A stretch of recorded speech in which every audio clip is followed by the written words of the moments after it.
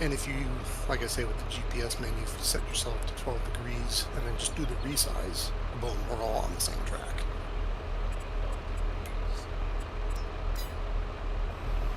Hello, everybody, and welcome back.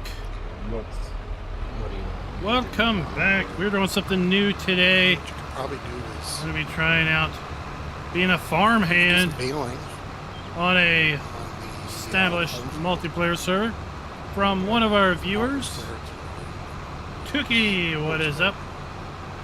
What is up? At least they have great taste in tractors. That's all I can say. I'll steal the one after round 20. Great taste in tractors. Yes. How is everybody doing today? Fine. I love lights. I just love lights. Yeah, Sean has to run his beacons and he runs with his lights on all the time, flashers, everything he could turn on. Just, you know, burn them bulbs. Hey, if it's got it, flaunt it, right? Why not? Why not? I can't. Melvin, good evening. Typically Good hit the evening. head, we'll just leave a little straight. How is it going? I don't know. Can you hear them okay? I might have to bump them up a little bit. Yeah, don't do it. That's fine. Can you grab the next door to the left? Yeah. In fact, we can just kind of spread out a little bit so we're not. Now that we're all on the same GPS, of course. Yeah. Oh, heck, I'll move all the way to the other end. I don't know what we're doing. We're just gonna go over here. You know, I finally figured out a true farming nickname for myself the other day. Simper, what is up? Years of doing this. Struggle bus. No, train wreck farmer. Yeah. Everything's a train wreck when Tookie's involved. Yeah. Farm Sim Canuck, what is up? That's one What option. is up, sir? I don't know. It finally came to me the other day. You know, before we were setting up to do this, I was trying to think of funny stories from Farming Simulator and funny stories from just farm life in general. And I will never forget that time that you crashed that trailer full of all that wood. I don't know what that was, FS13. I think so. God dang it, we spent like 2 hours cutting all that wood by hand. Yes. Into little pieces. Did it We were explode? broke. Mark, you want to tell the story, but you did. Well, what? Because we were map playing in was that super on? realistic hard mode. Yeah, and there was something where we were at. We were clearing off of woods to make the field bigger, and we did all this work, cutting all the wood. Like they said, hours of doing that. It's a lot of work. And at the time, we just had a regular grain wagon to haul the wood in with. And I was turning the corner, and I don't know if my computer glitched, what happened, but all of a sudden the train smoked me. And the wood went flying Oh, everywhere. let's see what happens. Yes. It was a mess. And we spent a long time getting A couple Stacked. hours filling that wagon. And I remember even telling you, Mark, when you took off, like, don't crash, please. Yep, I remember saying it. yep, no, Yeah. you did. And like just there, my computer glitched a little bit, and I think that's what happened. I think that's your cover story. I think you were trying to beat the train and you didn't beat it. That's what I think happened. No, I knew better than that. Right. And I could have strangled you. Oh man, Yes. I was so upset. Yes, you could have. It was a solid 2 hours of picking up wood, man. That Normally just we sounds don't. like a perfect reason not to do forestry ever again. It kind of was. I think we Yeah. did. I think we stopped doing forestry. Yeah, I think we did, and I know for Mark at least, it's not his favorite thing to do, and then we made him do all that work, and then we didn't. Oh, wait a minute, Mark, that was your way of telling me you didn't like what we were doing. That's what Oh, it is that was. what it was? Maybe. Yeah, okay, now I get it. Passive aggressive. Yes. Passive aggressive farming. Tonight we're gonna be chatting it up with three I think Yeah, that of all the three years fine we've done blokes this with from the you, Midwest. I don't know that Here in real life farm there's stories, any other stories that'll ever talk information about yeah, that one's real life That farming. one's a good one. There's been some pretty good epic Let's crashes. just see where it but all that's takes probably us. happened Will, to what is up? almost everyone. What is up? I remember one time I got that giant Hardy sprayer. It was FS19, I think. I got that thing hung up in a tree. I mean up in the tree, like 20 feet up in the air. I think I tried to beat the train. Yeah, that one you were trying to beat the train. I remember that one. That one was bad. I think some of the best accidents come when trying to beat the train. And you're like, oh, I can make it.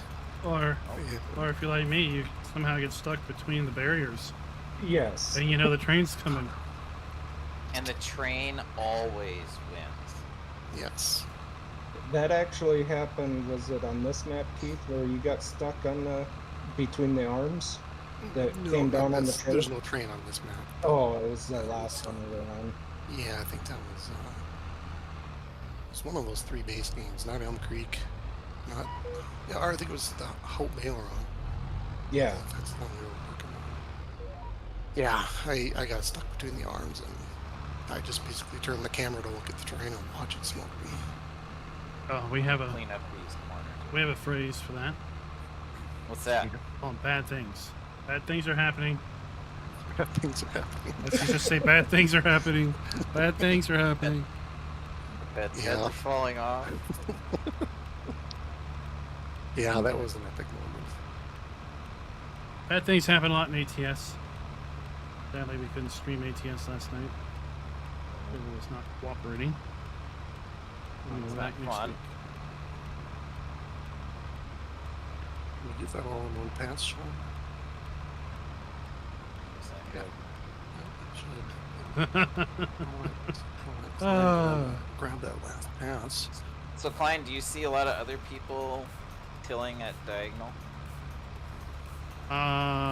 You mean like in game FS. or in real life? Because honestly, I don't see a lot of people tilling at all in real life. Oh, really? So- Okay. No, I would say the answer would be no.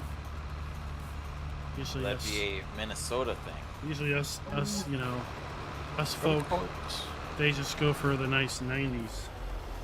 It's easy for hiring. It's more efficient. And Sean, I would say it's just farming in general. I mean, they do it in Pennsylvania and Arkansas. It's all about the limiting the wear and tear on your tillage equipment. So let's see here. Looks like you're gonna grab that last pass there. What's nice is if you're on a map with multi-terrain angle, then your grooves line up a lot better, right? Ah, yes. Like right now, our angles are not It doesn't line up. coordinating. So some of the more sensitive types, let's say this is breaking their immersion. Well, not this is the lining best up. we can get. So Yeah. Yeah. So that's where multi-terrain angle comes in nice, right? Because Yeah. then you can plow a circle and you get a circle. Yeah, So exactly. does the map have to be designed with that in it? It does have to be prepared, yeah. There's a way to add it, but you gotta edit files, which I don't know how to do. How many maps do you see that have that in there? A lot. I don't know if it's a lot. I mean, they're It's going to one be of the PC weird- maps because it's not. If it's cross-platform, it doesn't have it.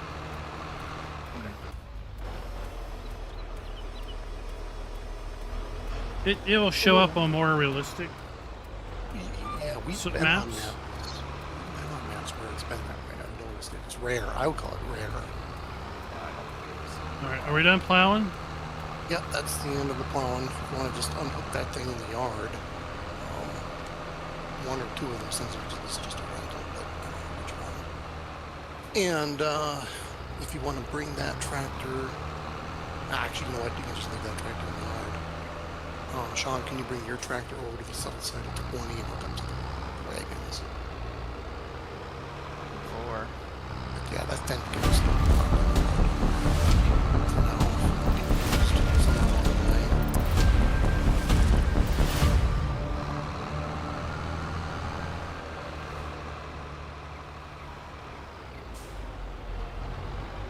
Hello, everybody, and welcome back to Farm Sim. We're trying something new out tonight.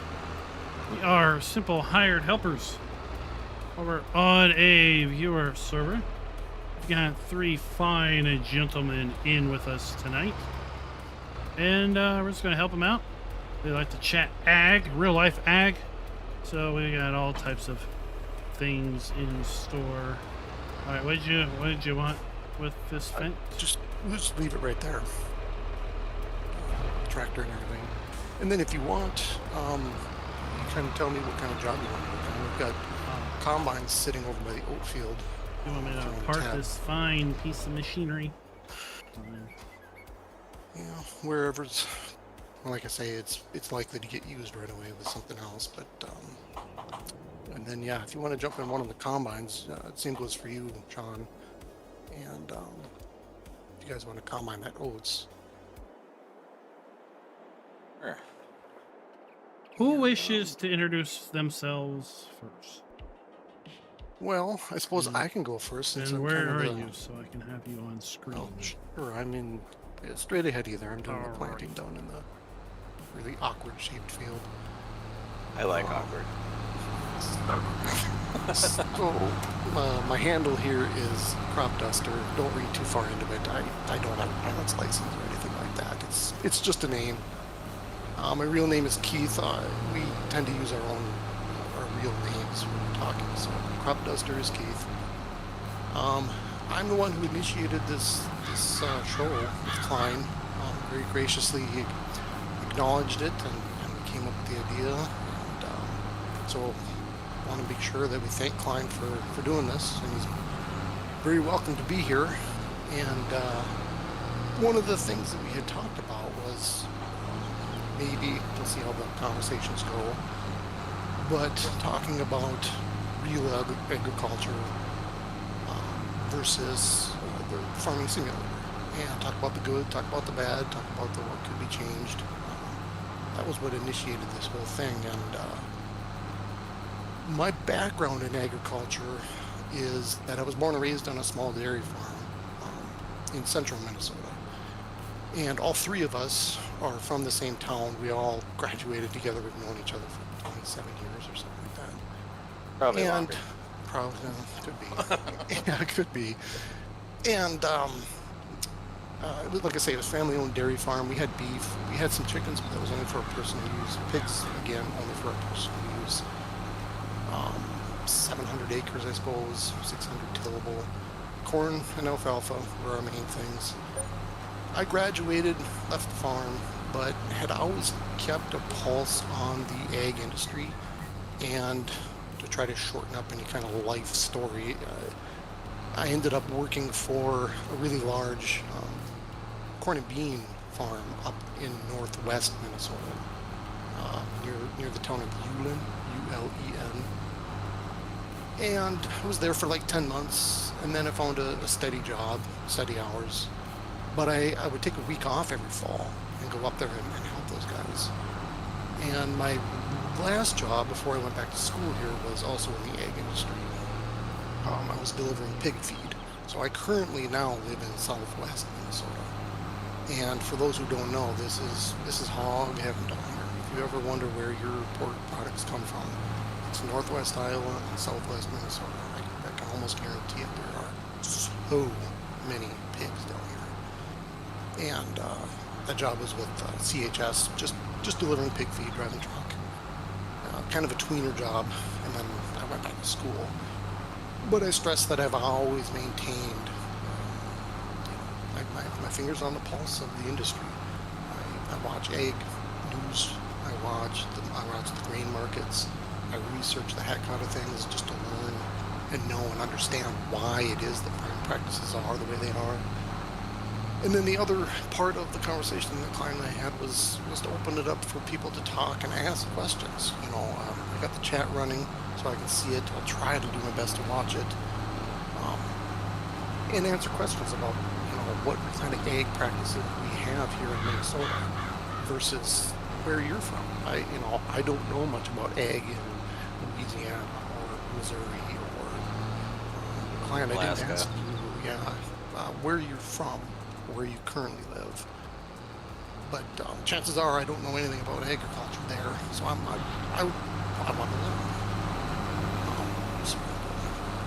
So that's my story. That's the reason for this whole live stream. And I better pass the baton before I hammer on to them. Well, that's good. Alrighty. Well, And you've get been playing this out of the Farming way. Simulator That's since the side. 09. And I've been playing FS since the fall of '09, so I have logged many thousands of hours. Sorry about that. Keith, you want me to bring the baler up to 20? Yeah. Who's next? Go ahead, Sean. Okay. I'm Sean. I grew up in between these two clowns. In the country, but I did not grow up on a farm. My dad, uncle, and grandpa had a farm just north of where we grew up. I was there pretty much every week during the summer. Stay a week there, help do whatever.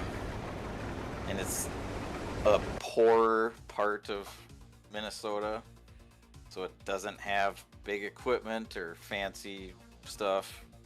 It was all real old. The county kind of transitions. I mean, It gets bad.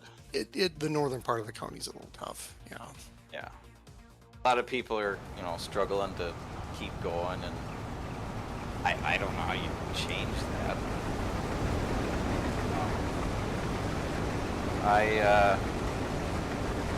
I went to school and to be a mechanic, and I was looking for a job. The school said there was this guy that they always hired 2 mechanics in tech school to help out because he had a game farm. He had lots of money and he wanted to do it. Right? And I tried to find it, driving around. I didn't have GPS. Driving around. And go down this road. This guy stops me. He goes, "What are you doing out here?" Just way out. And I said, "Well, I'm looking for this guy to get a job." He goes, "Well, I'm hiring." So I said, "Oh, okay." He goes, "Well, how about you just don't go to him and I'll hire you?" Okay. So I ended up working for him, and they had a 600 to 700 acre seed farm. So they didn't have any animals. All they did was corn and beans, and they cleaned seed in the wintertime. And then they also did custom baling and custom harvesting. So year round, there was always something going on, even with no animals. In the wintertime, we cleaned seed and fixed equipment. And I was there for 2 years, and that was the best job I've ever had in my whole life.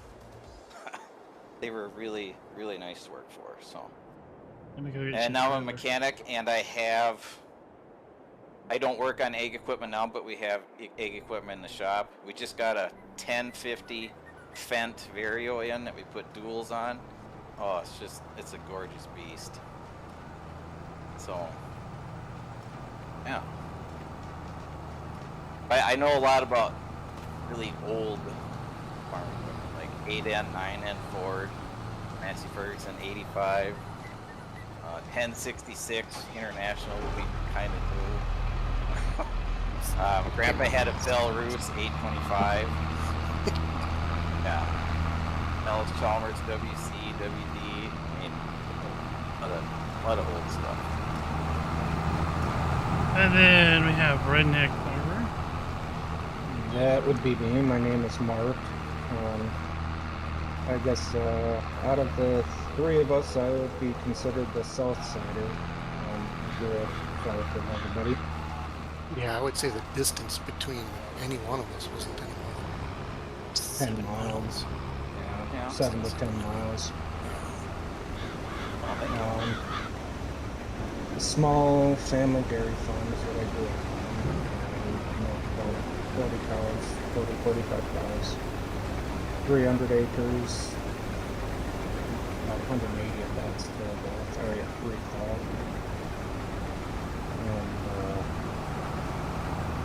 And I wanted to touch base too on Crop Duster's nickname.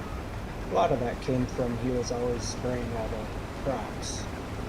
So he kind of nicknamed him Crop Duster because he was always dusting them. Yeah, that's how that came to be everything. And but no, I went to college for a little while. Never really came to work for me. I didn't like what I was doing.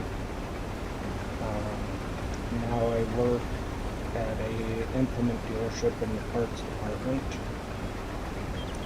Not too far away from where I live, but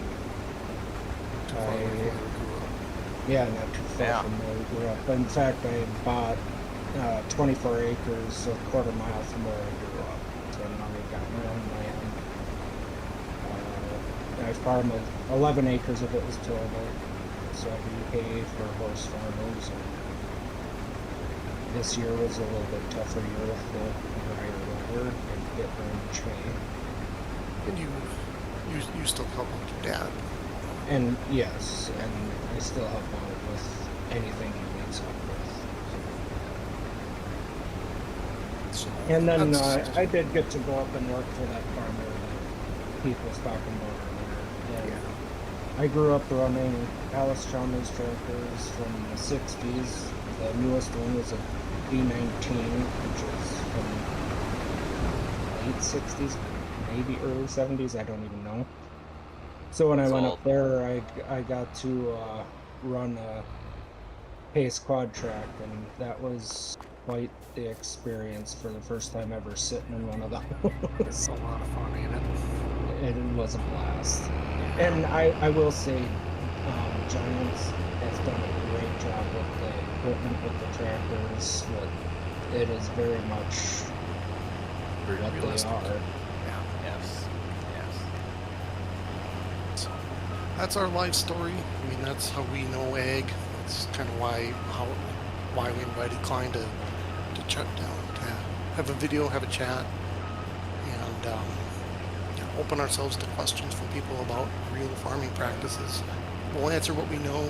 El Marco, Given what's our up? stories, we're not agronomists. We don't. Golden Eye, how you doing? Run a farm or anything like that, but we are definitely Midwest farm boys. We know quite a bit about it, and happy to answer questions. So I'll give you all a little bit of background on moi. 'Cause I keep it to myself a lot. But at any rate, grew up in Maryland. Now I'm in Virginia. But growing up, we had I guess you would call it a seed farm. I've always called it just a cash crop farm. We raised corn, soybeans, wheat, barley. Had no animals. But we also did a fair bit of hay. So we had a fair bit of alfalfa, timothy, probably orchard grass, maybe something else. They grew it for mostly horse people in the area. We did small square bales back. This was 35 years ago.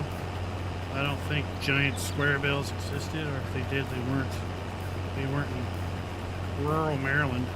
A small farm situation was either if you were a dairy farmer, you did round bales. If you weren't, you made little squares.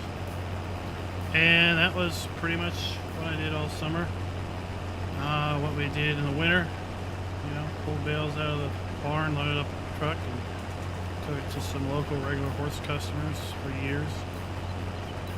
Getting in high school, I decided that I was not interested in continuing the idea of farming, so continued to do a little bit in college. But at that point, it was like, hey, I need to find a real job, air quote, real job, so I could, get references, have marketable skills out in the world. So I did that for a couple summers and then went off to college and only helped in the summer. And then at this point, the farm's kind of shut down. They lease it out to local farmers, but my dad doesn't run it at all. And that's how we are. So all of my real life ag is at least 35 years old and is from a perspective of a high schooler that was not interested in ag. So, right, I didn't ask a ton of questions. I just did what I was told. You know, and as a kid, that was kind of how I was too. You know, my dad and my uncle and their dad, my grandpa, were the primary owners, runners of the farm. Yeah, it was just do as you're told. They're not going to take the time to explain anything to a kid. It really wasn't until I got older that I really started to fall in love with agriculture, and certainly I've just kept my finger on the pulse, and it's just exciting to me. I don't know why. It just is. Yeah, so you were saying you got into Farm Sim back in 09. I got into Farm Sim in 17, so late 2016. It was ironically right after 17 released. I remember seeing videos of guys camping and like having even then somehow they had like motorcycle mods, and they were on four-wheeling out in the middle. And then I landed on some guys who were doing like role play storylines and things. I was like, this is an interesting game. It's so diverse, right? You can do whatever. Yeah. And at the time, I was heavy into sim racing. And if you ever get into sim racing, it can be just way too stressful. And my son does that. One day I decided, why am I working all day, stressing over real life issues, and then coming home and practicing all week to do a race, and then that's stressful because, you know, if you mess up, you're done. If someone messes up and they get you, you're done, right? You get penalized if someone else hits you and you didn't do anything wrong. It was like, why am I dealing with all this stress? And iRacing, which is what I was doing at the time, is very schedule based. It's all online. It's all with real people. So they might have a race that's every 2 hours. So if you get wrecked out, you might have an hour and a half before you can do the next thing. So I saw Farm Sim, and I saw it as a way of killing time between races. Sure. And then, you know, your mind does interesting things. The chemicals in your brain, they decide you don't like racing as much because it stresses you out. Yeah. Farming doesn't stress you out. I'm gonna release endorphins to make you want to farm more because it doesn't stress you out. So you just find yourself, maybe I won't try to race tonight. Maybe I'll just do Farm Sim. Maybe I won't practice but once and just spend the rest of the evening doing farming, right? And then maybe I won't run a race this week. I'll just farm. Maybe, why am I even doing racing anymore? Right? I don't think about it. I don't want to do it. It's just, I'm doing it because I feel I have to do it because that's what I'm into. So I just cold turkey quit it one day. And I dabble in it now, but I make sure that it is not serious to the point of getting stressed over it. That's one of the logos of the channel. Just, you know, farming is my chill, right? Yes. Yeah. Just chill out. There we go. So that's kind of my background. Hey, Klein. What would you do? What did I? Oh, if you have a bee in your hand, what's in your eye?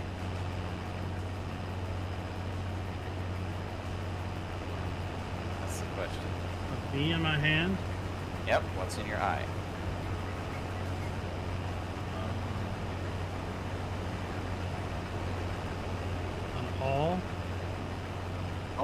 Beauty. Beauty is in the eye of the beholder. Oh, good grief. Um, Okay, that was a dad joke. I heard that the other day. I'm like, oh, that's so stupid.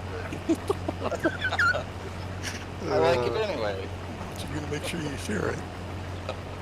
I'll tell you when Tukey figures it out. He's so slow in the uptake. Yeah, we kind of had Well, what's we up? didn't write it down or anything, but we always talked if one of us ever won the lottery, all three of us would instantly quit our job and have a combined farm, run a farm, for real. Yeah, So So, the lottery's not really panning out, so this is our way of doing it. This is our farm. so you have to play to win. We just That's try what to I've be heard. as realistic as possible. You have to play the lottery to win. Oh yeah, but we're not. Lots of people forget that step. yeah. Gult's 26 And I month personally am membership. just Thank you very way much. Too good at maths. I don't buy lottery tickets. I'll be right back. I gotta go do something quick. Ravenhawk, what is up? What is up? And speaking of that, this video is brought to you by Delita Paxiron and Chasey Doll. Thank you for being farm barons. Caleb, how you doing tonight? How you doing? Yeah, I it's just busy. been freewheeling it, so hopefully I didn't leave any stragglers. Oh yeah. It's Gotta leave some for seed. it's a cover crop. I mean, you gotta have those stragglers when you put corn in. And you got random wheat or oats. With a volunteer corn growing next year. Ravenhawk's okay, huh? We got a question that says, "What map are you on?" Rombach, I think it's called. Yeah, something like that. Yeah, Brownbach. EROMBACH. Something like that. Yeah. It's on the Giants website. So There, it's not a big one. And over the years, we've been on a tremendous number of maps. It's not a big one. We even did what was that big one? 16X? Oh yeah. We farmed with some guys from Norway, was it? yeah, I couldn't tell you the name of the map, but I It don't was remember. massive. yeah, that's The dealership was in the middle, and our section was the southwest corner of the map. And it took 10 minutes to drive a tractor from the dealership down to our farm. Oh wait, I'm not empty. It'd have been nice to have like a, and I know it's out there somewhere. There's a mod where you can get equipment that you buy, and you can choose where it spawns. It would have been nice Or to have auto that. drive. Or auto drive, yeah. We didn't have any of that. Yeah, Yeah, store deliveries. Start delivering That'd have been handy dandy. Yeah, that would Yes. have helped with that. Yeah, we've been on quite a few maps. You know, it kind of bounces back and forth between smaller maps like this, where this isn't a full-size map. And we've had operations like we were just playing on Michigan Farms map, which is full-size map, and it's just packed full of fields. And it really comes down to gameplay. During the summer, typically, there's just not as much time. So we tend to play on smaller maps like this one. I'm kind of So- waiting on Mark and John to tell me if we want to switch to a bigger map. What did y'all think of Elm Creek? Yeah, I like everything about it. The only issue I had was where the yard is. It's impossible to. It's really difficult to make it bigger and place buildings right in that yard area. Because it's got the slope. The fields, those two little fields just east of the house, they slope down away from the road. And see, if you want to place a building there, it jars up the landscape really bad. Everything else about that map is I don't know. I liked it. It's just that yard. It just needed to be flatter or bigger area so that you could expand and put more buildings down without it deforming the land so bad. Yeah, it seems to be a problem with their American maps. Is yard building is difficult, right? Like Raven, whatever it was, trashy map from 19. That one was not level at all in that field, in that farm, whereas the European map was flat. Right? And are you empty? Yeah. Okay. Now, are you big on merging fields, combining Yes. fields? Yeah, we definitely do that, and it's one thing I wanted to. Yeah, to Caleb, showcase Raven, this evening at some Raven. point was how we take bigger Brasnack, fields what's up? like the one that you guys are working on there. That one is combined with 19 and 18. That's all plowed into one field, but we will not plant that as one field. We will split plant. So somewhere, wherever we feel we need or want, we'll plant 2 crops on that, one on one half, the other on the other half. And if you get a chance, you can go fly over the south fields, 4 through 7. That whole thing is plowed together, but that's 3 fields down there. And it's something that at least I know we grew up with. You know, being where we were from in central Minnesota, the farms are smaller. And so if you had an 80-acre chunk of land, you know, you wouldn't plant that. Emergency. You would probably split that into 2 or 3 fields. And so we do that here with FS, especially if the fields get really big. That way our equipment kind of matches what the field size is. Right. That smaller equipment, you don't want to be in. You just don't like being in the same field for 3 hours. Right. Yeah. You know, and some of that comes down to the gameplay that we, you know, the time that we have to play the game. You know, sometimes some people can only get on once every week. And actually, that's pretty often that some people can only get on once a week. And so we want to make their gameplay when they're here for the 2 or 3 hours quality, enjoyable, and not highly repetitious or, you know, etc. Yeah, I get it. That's why I like medium to smaller maps, or medium to smaller equipment and stuff. I don't like being in a field for 3 hours and feeling like I never got anything done. Yeah. Yeah, that's kind of the way we've chosen to our gameplay has drifted that way. We have in the past certainly played on bigger maps. And what we found is it just turns into the hiring show. Drive this out there, hire. Drive this over there, hire. Drive this over there, hire. Now go clean up what this guy missed, and go clean up what this guy missed. And you know, we came to the conclusion that, you know, Giants had created this thing so that you could run the equipment. That's a big part of the game. And for those who just want a massive farm and you know, just do a lot of hiring, hey, good on you. You know, if that's your thing, I'm not going to stand in anyone's way. But we found that, you know, it's just more enjoyable to keep your hiring to a minimum. You know, only if something gets so repetitious, you're sick of it. Okay, we'll just hire it. Or if you got a 3-meter, plow and like, You know, but other than that, we've learned that the game is really all about actually running the equipment. It's a Are big we function. storing these oats? Are we selling them? Yeah, you can store them in the. We have a bin in the yard. You could dump them there. And then once you guys are done harvesting that, I guess the choice is yours. There is one more field to harvest. whenever it comes to setting up a new map, me and Mark always leave Keith to set up the yard because he's like savant making our yards. Yeah, as you drive really through good. that, as He's you a drive through builder that guru. yard, yeah, it's kind of gotten to be my thing to get a good feng shui through the yard, because what you see there, that is not the base game at all. I basically just sell all the buildings and remove all the trees, and I build them just exactly the way I envision. Oh. And try to make it very Deletta, organic. you missed it. I don't try to fight. Today's your day.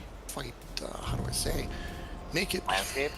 well, right. I don't fight the landscape, but I also don't fight the overall feel of the map. So, you know, I could have put up the gigantic grain bin system, but you know that would look really silly on this map, wouldn't it? You know, that 16 million liter. You know, thank you for Giants for including that. That's been very handy for them big maps, but We've used that. and we have, yeah. So, you know, making it fit with the way the map looks. is What important. other fields are ready to harvest? This The one just south of the yard, right? Right by Yeah, I your think sign. he's pointed you. Yeah, it's sorghum. So speaking of grain bins, growing up we had just singular bins. I was so happy when I found out they were adding singular bins to the base game. Right? Yes, I really yes. liked using singular bins in 17 and 19 once I found them.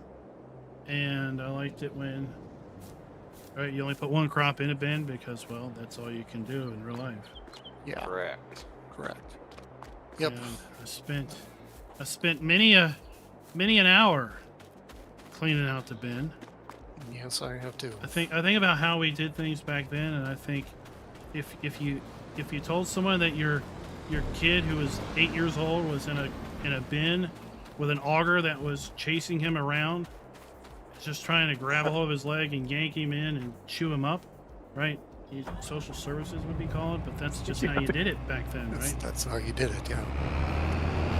Now, when I worked on that seed farm, that was 01 to 2000 to 2002. It was a while ago. They had a grain vac, so they would auger out. You know, they didn't do any shoveling. They would. Oh, that sounds beautiful. Oh yeah. Well, and so I'm like, I didn't shovel no bins. Well, and I can tell you why that would be, because the seeds, when you harvest your grain, you never want the grain to be crushed or cracked the best you can. And when you're going to sell the seed to a seed dealership, they will not accept it if it's cracked or crushed or broken. They want the seeds whole in order for them to be a viable seed for planting. So the reason you would use that back is it's gentle on the grain. Yeah, you don't have a guy in boots walking on it. Well, right. And yep, and just like going in an auger with the Right, metal yeah. flighting, Right. it will crash the grain. Shove that back. So Nothing happened typically there. for seed farms, you're going to see vacs or everything's going to be on belts. Yeah, because I know walking on soybeans, that's fun. Oh gosh, yeah. That'll put you in a Little butt. ball bearings. That's exactly the way it is. Yeah. Yeah. That farm up north that Mark and I So spent who some put time this working tree on, here? They're such a large Masochist. operation. They did build one bin. That was a 250,000 bushel bin, and it is a behemoth. My God, that bin is huge. And they had, the augers, the clean-out augers on the floor to help, but it had to get carried in 2 pieces, and it had to get put together with tools and all kinds of nonsense. And even with all that put together and all the help that thing did, which thank goodness it did do a lot, Warballs forever. What is up? we still had to shovel so much grain to get that thing emptied. They actually regret building it. They obviously need that level of storage, but it's absolutely miserable to clean it out. And then there's also the risk of having 250,000 bushels of corn in there if something starts to spoil and you don't see it. Then you could end up having Yeah. a lot more spoiled.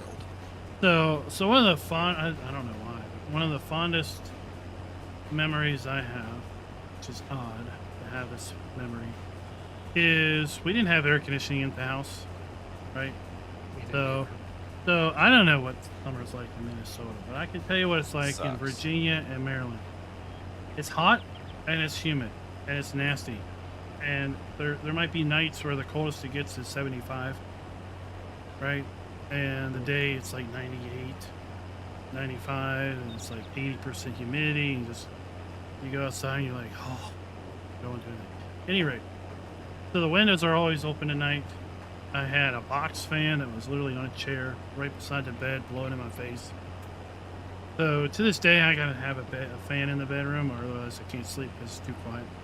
But after harvest, I would hear the whine of the grain dryer fan, the loudest ass fan I've ever heard in my life. Right? Yep.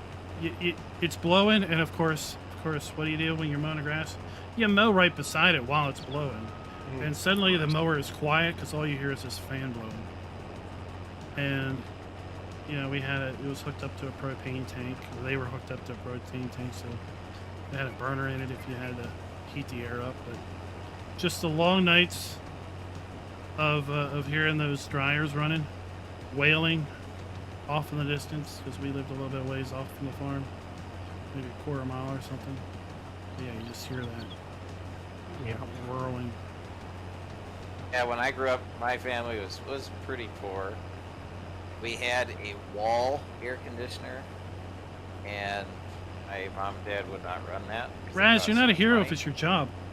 and we didn't have fans or central air, so you just laid in your sweat. Yeah. That was not fun. Yeah.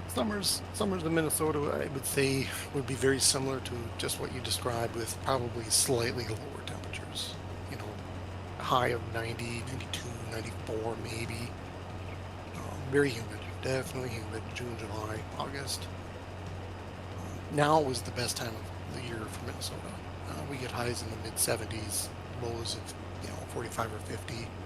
Humidity's basically gone. So I think summers here were very similar to Maryland, just not quite as intense and probably didn't last quite as long. Yeah. We've had a little cool spell. The low temps in the 50s and mid 70s. I've had the air off for a couple days here. But that's not typical for September. The dog days of September, October, when it's still ungodly hot and humid, and we're lucky if it cools down. You know, on a good Halloween night, right? You're like, man, it's kind of brisk, but by then you probably have snow on the ground. Sometimes. I remember 90, 92. I think somebody could check my history on that. We had the great blizzard, great Halloween blizzard. 92 or 93? I think it was 91. 91, maybe? So it wasn't the Charlie Brown Halloween pumpkin? No, it was, I don't even know, 16 inches. It was a true blizzard. It was a doozy. Oh, yeah. And we went trick-or-treating. Formal says on 91. He's a Minnesotan. Okay. Yeah. If I not, went it's close to trick-or-treating that and we put the Suburban in four-wheel drive. We still went trick-or-treating. Oh, good grief. Yeah, Because we're and, stupid. and Keith and I lived out in the country. We did not get to go trick or treating. No. You don't need candy. You're on a farm. You gotta produce. 22 inches in Wilmer that year is what he Wilmer, says. yeah. Yeah, we grew up north of Wilmer, so yeah, I don't think we had 22.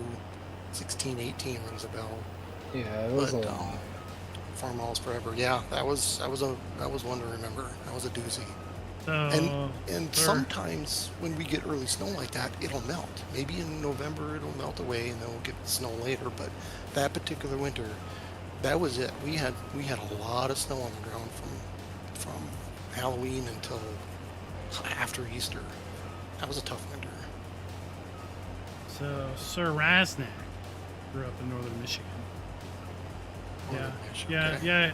Everybody heated their house with wood back then, right? Yep, Rather than- and we did too. Rather than Yep, fancy so did people. we. Well, yeah. So never in my life will I ever heat the house with wood again. We had a splitting maul, like a 14-pound splitting maul, and it's like, here, go out and split wood. So, here's a 9th grader, 8th grader trying to use a splitting maul, and inevitably, the wood we'd split would have knots in it. It was awful. Oh yes, that's the Right, best it would kind. have knots in it. So this 14-pound splitting maul hits block of wood with a knot in it, and it just shoots off to the left or right. It's everything you can do to hold on to the thing. But I don't know how, but we ended up busting. It was a metal handle on it, welded to a metal head, and still we busted Dang. enough wood with that thing that we busted the weld on it a couple times over. Yeah, And then my grandfather gets this great idea. Let's go buy a splitter, hydraulic splitter. Yes, let's do. That sounds excellent. Yes. And those splitters can either horizontal or vertical, right? Yep. No, we left it horizontal because, he had this strapping young guy that could pick up a 2-foot diameter log and funk it up on the thing because he's stronger than he is stupid, right? Yes.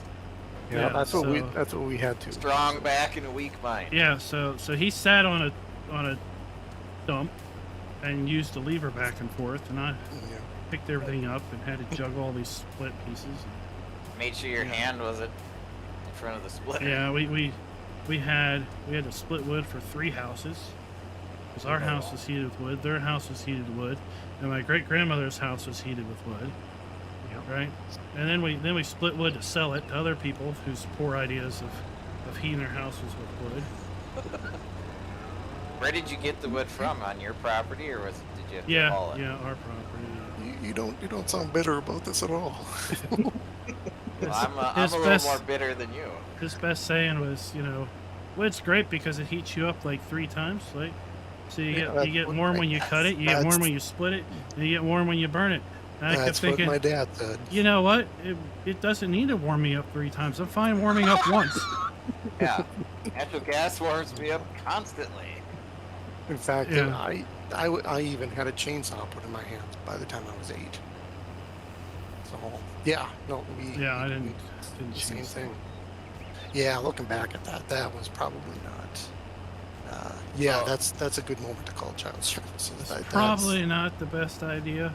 I mean, I came out fine. I learned a lot about safety. I learned a lot about the proper way to handle it, so you don't throw your back out and all these things. But boy, 8 years old, yikes.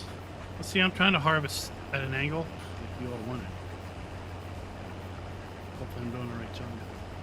So yeah, like the other day I'm driving down the road and I see a guy sitting in the back of a pickup. Along the interstate, we're doing 75, he's sitting in the back of the thing. I'm like, what the hell are you doing?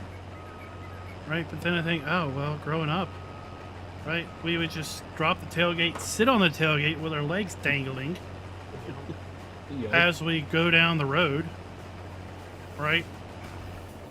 Yeah. Or- I almost wonder how difficult it is for the average 16-year-old kid to even imagine what growing up like that was like. We had Farmers as our tractor. We had a Super H. We had an H that never ran. I never saw it run. We had a Super H that was operational. We had a tricycle 486. We had an 806, and we had a 986. Those were our tractors. I know what a tricycle 486 is. Yeah, I don't What are know. the other ones? It's got narrows. The others had wide Yeah. fronts. What manufacturer is that? Farmall. Case, New Holland. Farmall was Farmall before it was. I bet my Case. grandpa has at least 50 tractors on his farm. Well, And maybe 15 of them run. Keith, was there any other Stradivarius? No, that would be it. so with the smaller tractors, right? Somebody would drive. Usually my dad would drive, or my grandfather would be driving, and it's a 1-seater. There's no cab. The only tractor we had a cab was the 986. Well, if we were hauling wagons of hay between field and farm, inevitably me would end up standing on the hitch, Oh no, that's a bad holding spot. on to the back of the seat, right? Between farm and field as we're running down the road at full throttle. And then, we get to the farm, we stop, so I hop off, I pull the pin, jump back on, we go hook up another wagon, and off we go, right? How many countless times was my life in peril when we used a square baler with a kicker, belt kicker? Yep. Yeah, and there's not a lot of room between the belt kicker and the little bar that you use to hitch the wagon to. So there's maybe 2 feet, 3 feet at best between the front of the wagon and the back of that kicker.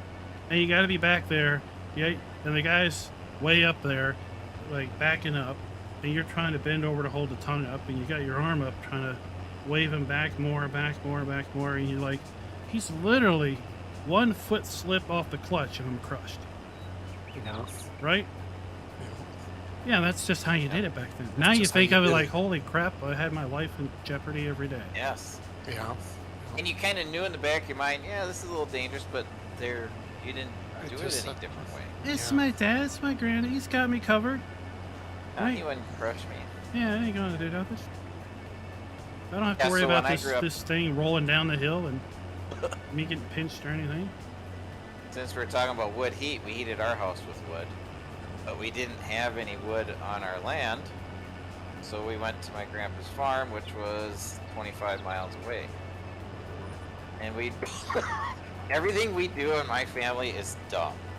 Yeah. So yeah, Raz, we take indeed. a hay rack out to the woods and find wood laying around.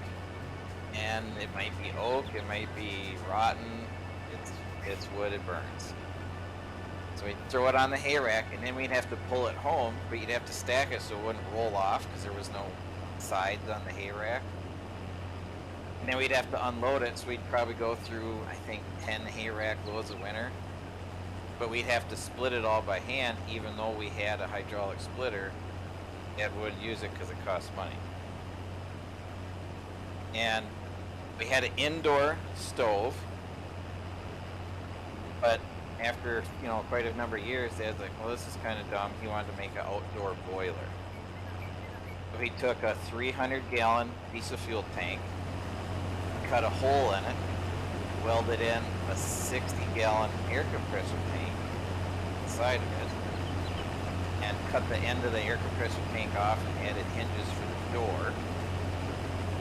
Then we hooked water lines into the house. We had one radiator with a little fan in the garage, the one-stall garage, and then another radiator in the basement. And our house didn't have forced air. The laundry room got really, really hot. And then he added a heat exchanger to our water heater, one pipe on the outside of another one, and you could throw like 4 or 5 foot pieces in there, and it worked really nice. And then Dad's like, well, we're going through a lot of wood with this outdoor boiler. Maybe we should insulate it. Because he didn't have any insulation or building around it. And then he decided he was going to make a bigger chimney because he had like a 3-inch one in the back. Well, he redid it in the summer and made like a 6 or 8-inch chimney out the top with a damper. He cut the 3-inch one off the back, which was out the side.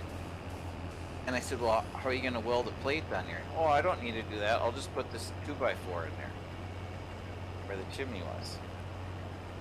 So then he built a shed around it out of pallets and some old tin from a barn.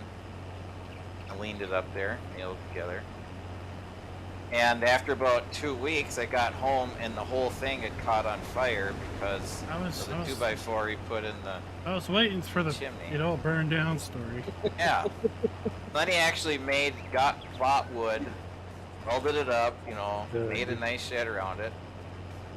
Well, then he'd forget to fill it, and then one morning I got up, the house was 38 degrees. I showered in that water. It was just ice cold. I'll never forget that. Didn't you know that was your job to make sure that was stocked as a kid? Yes. Open the door and toss giant logs in that are half your weight. Yeah.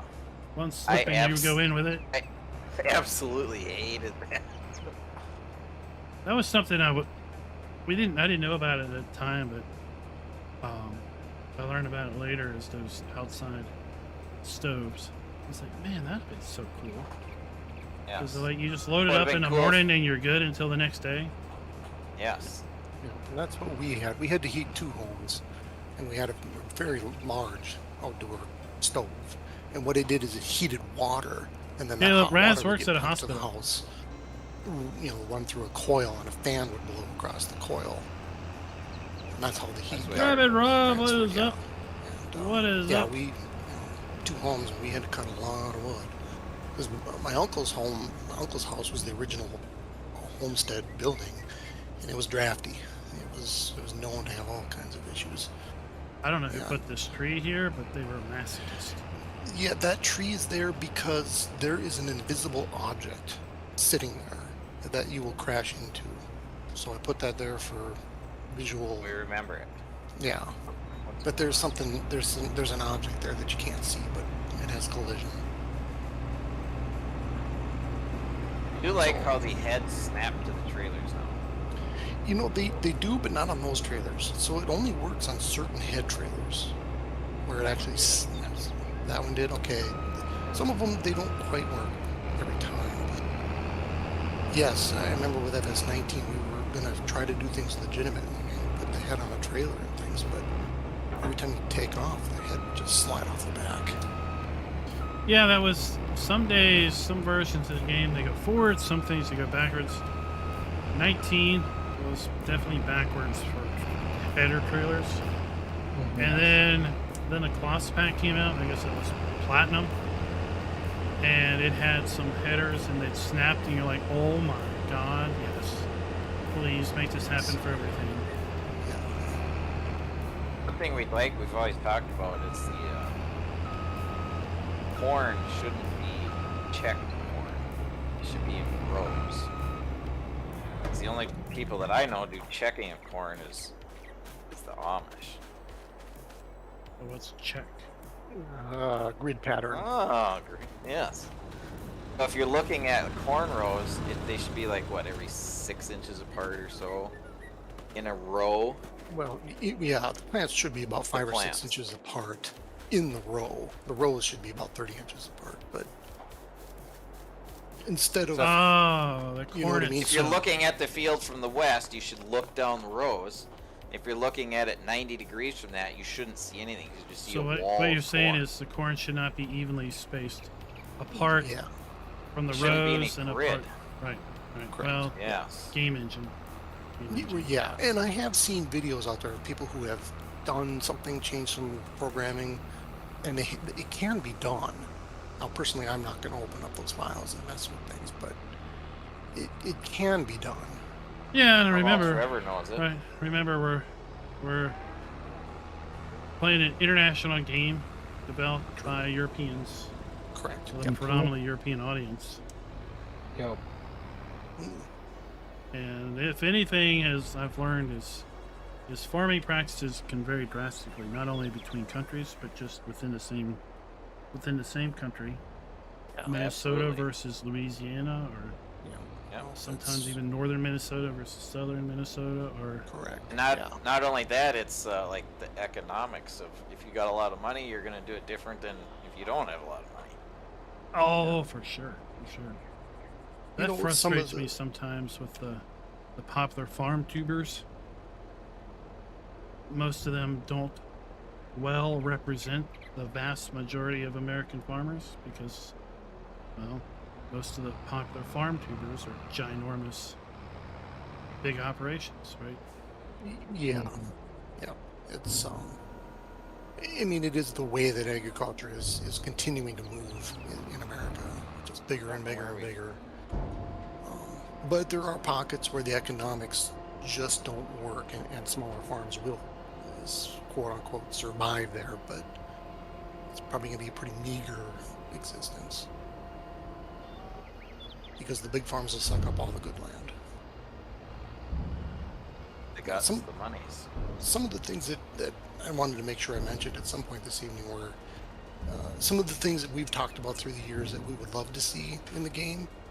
So if you'll hear me out, and hopefully, you know, I don't know how to say it nicely to Giants, but it's just constructive criticism. I love this game. I will continue to play it for many years. But number one on our list is the weather. The weather needs to play a role in the crops, you know, in yield, in planting date, in harvesting date. You know what I mean? It really needs to be a factor. I like that rain stops you from harvesting. Great, it should. Absolutely, it should. But too dry, too wet. I mean, these things are just too much of a part of agriculture to just ignore. If Giants is going to continue with the next, you know, iteration of this game, please, please, please make weather a part of the game. You know, you could you could make easy, you know, got the easy, medium, hard settings. Maybe you can play with that and have the easy setting where weather doesn't, whatever. But please, weather needs to play a factor. Ground moisture, crop moisture, etc. Keith, did you see Farmall's Forever comment? We can recreate the footloose scene. Giants has admitted that they don't know a lot of really. Gosh, can I come on as a consultant? I mean, you know, I would love to. You know, because there's Drop ways circles. to do it. There's ways to do it without it becoming. Because I know the other balance to this is the Giants wants to sell as many copies as possible. And if the game is so large and complicated that you have to have an ultra high-end computer to run it, fewer people are going to buy it. But there's got to be a happy medium. I mean, we got to make weather part of the game. It really should be. I was wondering who was picking up bales with autoload because, you know, somebody's really good at using manual forks. No, not so much. Gave me a serious run for my money there a couple times. I could only tried. wish I was that good. But I think I pulled out the 1 minute 24. Yep, you got me there. And of all the times I've played it, I think my absolute best time was like 1:32. Rings a bell, something like that. I've never been under a minute and a half. Great Landini. Keith, shred is full on the squirtles, then you want to just kill the rest of them, or I would just maybe take a minute, sell them. Yeah. Next job. You could, you inclined, you could come up here to 22 and do some planting. You just finished cultivating it, so you got a nice seed bed up here. I don't know what. Fine. What do you usually do for your fertilizer? Do you just have it on auto all the time, or do you calculate what you need, or? Yeah. I guess I'm not. I hit the giant easy button. Okay. I hit auto. And we're more masochists, I guess. Well, if you want me to set it to something, just let me know. Yeah. But that's with precision farming, right? You have that option of going easy mode, or manual application, or even doing organic first to bolster the ground a little bit, and then organic to top it off. Right. Yep. And that's kind of how we do it, is to get the manure down, get a base, put 60 or 80 kilograms out there just to get it up a ways. What are we putting out there? Well, one half of it should be corn. So somebody could grab the row planter, and then somebody can grab a seeder. I'll take the row planter.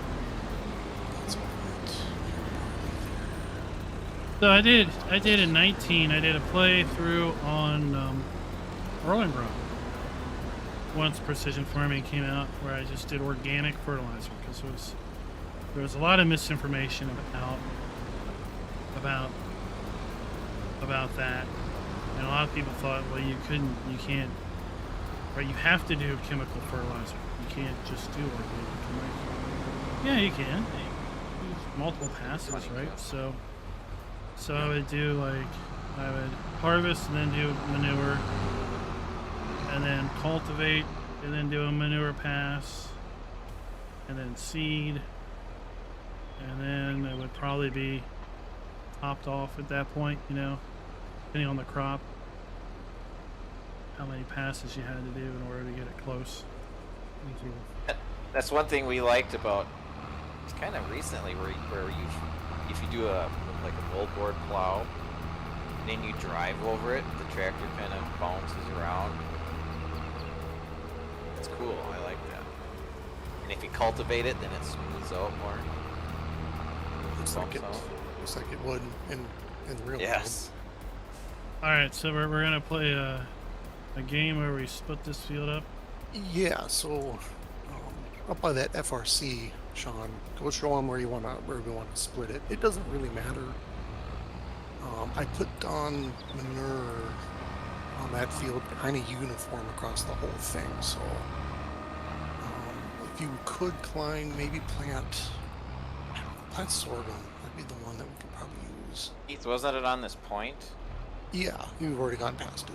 No, I want to split it in half more. Oh, that was the last time we went off it. Yeah, I would say somewhere where that FRC is. All right.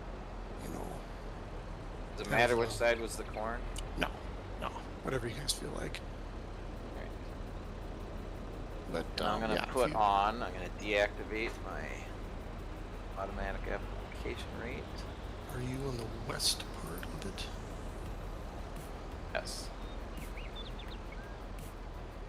And you got to be in the field where the flag comes up on your HUD, so you know it to change it.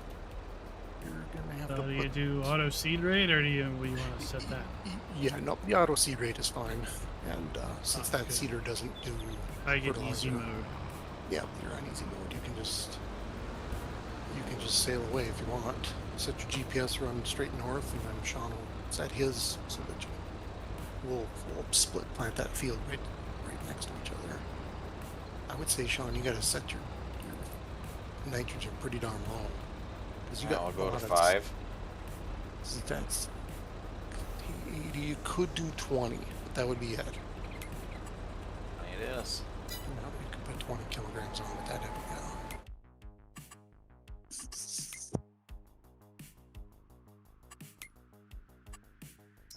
another one on my list of things that I would really like to see in the game is I'm glad that nitrogen has been added, with precision farming. Thank you. That absolutely, you can call it fertilizer and just, okay, well, fertilizer is fertilizer, but in reality, that's such a generic term. When you're talking about agriculture, you're talking about fertilizing your crops. There's the big three: nitrogen, phosphorus, and potassium. Dude, what are you And doing? you can't talk about one without talking about the other two. It's like NPK, right? NPK. It's like saying I've seen, the Three Stooges. I watched Mo Howard. Oh, did you see the other Stooges? No, I don't have to. Well, then you don't know the Three Stooges. It's not. You can't know the Three Stooges unless you've seen Mo, Larry, Anna, and Champ or Curly. Pick your favorite. So to me, N, P, and K, nitrogen, phosphorus, and potassium. There we go. Really need. We can step it up. It really needs to be in the game, and that's going to be universal, just like the weather. That's going to be universal to any farmer anywhere in the world. Those three nutrients they're integral. They're absolutely vital to growing crops. Well, So I tell you, opinion, I thought we might get that in 22, because when they were showing off 22 originally, they showed off like different types of fertilizer or different bags. But I thought, or is there going to be different fertilizer for different crops, or different combinations of fertilizer? Like this fertilizer is good for this crop, this fertilizer is good for the other crop. But then it came out as just, no, it's all the same. Yeah, and in the pictures, like I think what you're maybe talking about is how they have at the shop. You can buy two different. You can buy different. What am I trying to say? Containers. For fertilizer, you can buy the bag or you can buy it in the pallet, and I think they have different name brands on them. Yeah, different brands. Which is great. Add some variety. That's appreciated. But yeah, to me, I think we got to make that next step. It really needs to be part of it too. Almost Forever agrees about the NPK. Yeah, and you can have an easy mode where, hey, I'm going to play on easy where it's just fertilizer, and I don't want to deal with, going back to like what you were saying, Klein, about how I just want to relax when I'm in the game and not have to think and do math and all those things. Whereas when I play this game, I want to play it where, I'm going to put on DAP this fall. What's DAP? Diammonium phosphate. It's a mixture of those three different ingredients in a set amount. So DAP, for example, I believe has a chemical makeup of 1846O, and those numbers are just simply that. It's N, P, and K. So it's 18% of the mixture is nitrogen, 46 is potassium, and then there's phosphorus, and then there's no potassium in it. And now somebody's going to jump in right away and say, well, that doesn't add up to 100. Right. The rest of it is just inert material. It's just there to help make the mix as even as possible. Now you'd have to do the math on some of these things. You'd have to say, okay, well, I want 40 pounds of nitrogen per acre. Well, how many pounds of DAP do you apply then? You know, the math isn't difficult, but have an easy mode, that's fine, where people don't have to do those crazy things. But for some of us, I'd love that. That's how it is in the real world. Klein, we actually got a couple maps ago. We had a spreadsheets for crop rotation. That was, I think we Yeah. based That it was on really that. cool. Well, in 19 with seasons, there was a whole crop rotation thing where one crop follows another crop, you get a penalty versus a different crop, you get a bonus. And with the simplified way they built it into or built into 22, we didn't have that, but it would be nice to see that come. Yeah. And I think we had soil mod in 15. I didn't play 15, but I think soil mod was in 15 that had that your nitrogen, potassium, and all that. Yeah, it's and yeah, and I stress. I know there's going to be people out there who don't want to deal with trying to figure those all out. And well, wait a minute, my field needs a lot of nitrogen, but it's got way too much potassium. How do I fix this? And I get it. It can, the real world deal of farming is you're a part-time chemist. There's a lot of chemistry involved with this, And a field is never perfect. and it's never going to be perfect. Yeah. So up here in Minnesota, we deal with soils that are very heavy in magnesium. So if there's any Minnesota millennial farmer, if you've ever heard of him and his YouTube channel, if you've ever watched any of it, you'll often hear him talk about how their soils are so sticky. What that is it's too much magnesium, and that's vast portions of Minnesota have too much magnesium. We're also really heavy on calcium, so our pH of the soil here in most of Minnesota, the western quarter of Minnesota and the southern third of Minnesota, we have high pH soil here. So we don't spread lime very often. Now where we grew up in central Minnesota is where things start to transition, where pHs are a little bit lower, than they should be.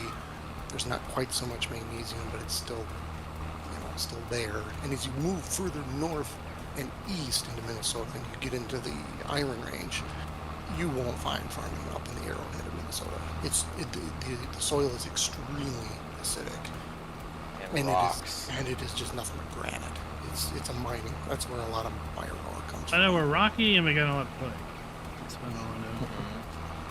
I didn't know what red clay was until one day I went to try to dig a hole to plant a bush that my wife got us. It's like soon after we moved in the house, and I put the shovel in, I pulled back on the handle, and all I heard was the handle crack and snap, and like, oh well, that didn't last long.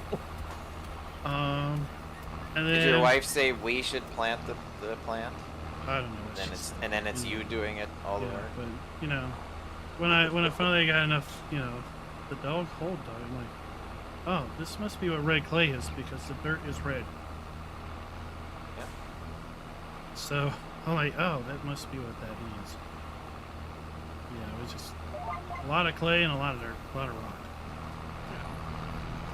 And here, there's a lot of clay. Now, there's different types of clay, so it's not red clay here. I'm gonna draw a blank on what kind of clay it is that we have here, but Grandpa's got like black clay.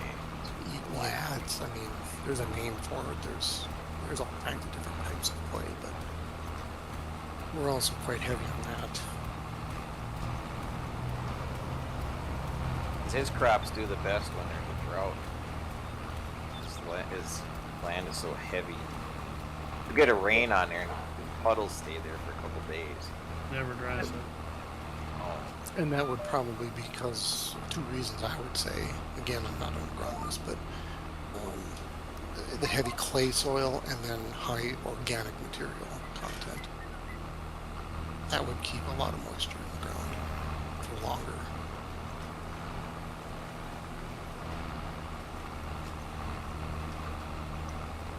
In the game here, obviously, Giants has it set so that more or less you want to line your fields with 3 harvests. There are vast portions of Minnesota that's just not how it is up here, and one thing that I had recently been reading up and studying on was the different types of lime that farmers use.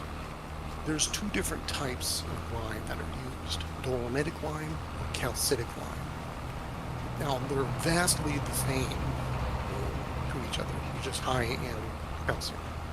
But the dolomitic lime has a lot of magnesium in it. And because our soils are already way too sticky, you will never see anybody spread dolomitic lime up here. Whereas I would be willing to bet that some places in the U.S., I don't really know where, I'd love to talk to somebody about it, but where it could be and should be used. Maybe coastal. Yeah, maybe. I know, Virginia. I'm on the mountainy side of Virginia, but you go east, it's very obvious when you start getting more coastal because, well, the ground just gets more sandy and you get a totally different. Usually you get more pine trees than deciduous trees. But yeah, so probably the more coastal you get, the less, the more sand you get in your soil, probably the more you need. Yeah, and maybe there they need the magnesium. Yeah, that could be. I just know here in Minnesota for sure that it's calcitic lime that we would use. And on our farm growing up, it was rare, but we did use it from time to time, but it was never a blanket covering. It would have just been spots here, there, high spots, probably not the low spots. Farmals, what about red beets? I was a kid. Right, we got red beets coming in premium. Where and why, but Farmall's Forever is talking about potatoes and sugar beets. Yeah, if he's in the Wilmer area, he sees a lot of sugar beets. That was one thing I wanted to mention, that many people may not know that Minnesota grows a lot of sugar beets. We've got 2 main regions. South Central Minnesota, where Farmall's Forever must be he's from, Wilmer. And then the other areas where Mark and I had helped that farmer up north. If you looked at a map and you looked for a town called Ada, A-D-A, Minnesota, you're basically in this heart of sugar beet area. It's a Fargo-Moorhead area. It's all along the border of North Dakota. They grow a lot of crystal sugars. They have the plants up there. So just one of those weird facts of that. See, I didn't know sugar beets existed until I started playing the game. I'm like, sugar beet, what's this? Is this some made up crop? When they do it, they call it the Great Beat Off usually, and there's an insane amount of trucks racing around. So they have a very small window to get it all done. My introduction to sugar beets was up at college in, the Moorhead region, and when it came to harvest season, it was just constant flow trucks. And you had to watch out. Some of the beets would fall off, and then they'd be sitting there on the road. And remember that one of our neighbors, when we were living in the dorm. Remember he was on his bicycle? He said he ran into a sugar beet somewhere in Moorhead. It's like, how could you miss it? Mountains of beets. The things. And they smell when they get rotten. When they get rotten, yeah. Sugar beets are pretty sensitive to temperature when you harvest them. You can't be too warm. It's got to be chilly. And once they pluck them out of the ground and pile them, they often run cooling fans and all kinds of things to freeze them. That works great for Minnesota because once it gets into 1st of October or so, it's usually pretty dang cold around here. 7 months of winter. All right, Snipper wants to know, what do y'all think of Mace Plus? Have you used it? Haven't used it. So, with mods, we had a stretch where we were mod crazy. We had all kinds of issues with the game running. This was years ago. And we've had issue after issue, so we tried to limit the mods.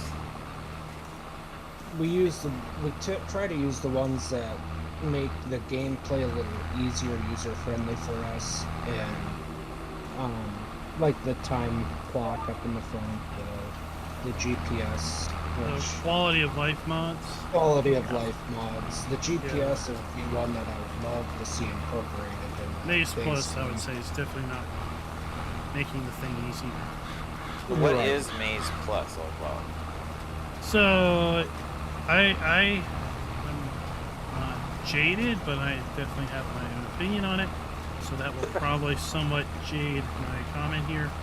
But it's designed to make theoretically grass, silage, hay, and the feeding of your cows initially, but now all animals, vastly more realistic to a certain extent, depending on where you are.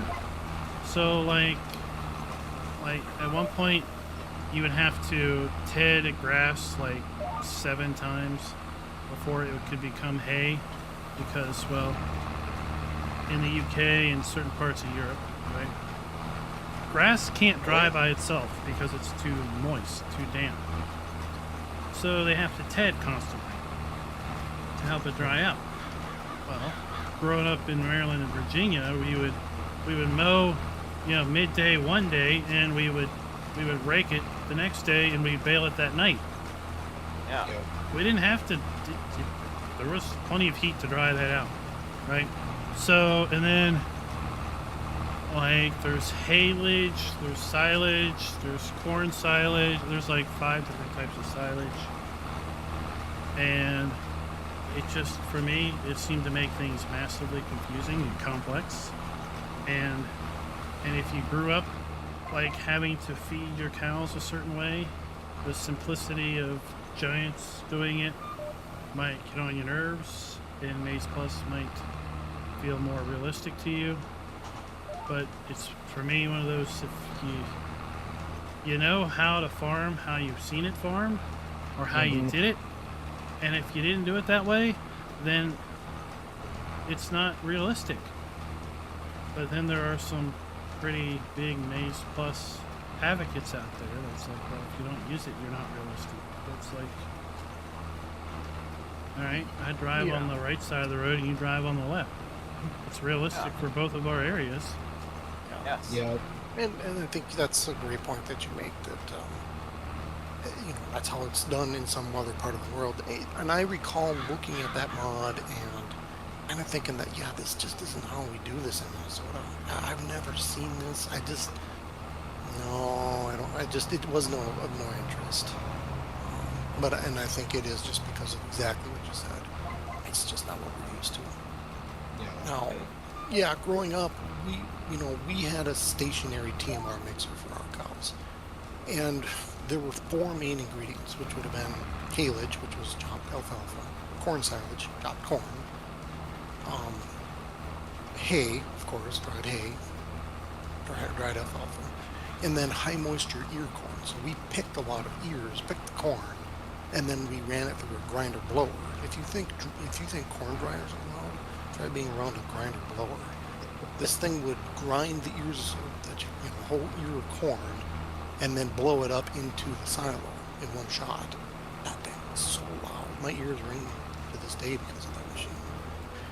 Now, how many people really did high moisture ear corn on their farms in Europe? I would guess few or none. They probably never even heard of doing something like that. Even looking around central Minnesota where we grew up, I don't really even know how many farmers around us did that. I've never heard. I know we did, but we didn't have anything like that. We ground it through the grinder and then had the blower. We basically just, instead of grinding it into the mixing tank on the grinder, we had the unload auger running right into the blower, like a silo, going up into the silo. That was how we did it. My grandpa just used a grinder mixer. He pulled it in the tractor. Yeah, we did that too. Because he didn't have a lot of cows. Because we filled cribs with popcorn too, but 2 of our concrete stave silos were filled with high moisture ear corn. So I watch a small rural North Carolina farmer, and they've got beef cattle, but they feed their beef cattle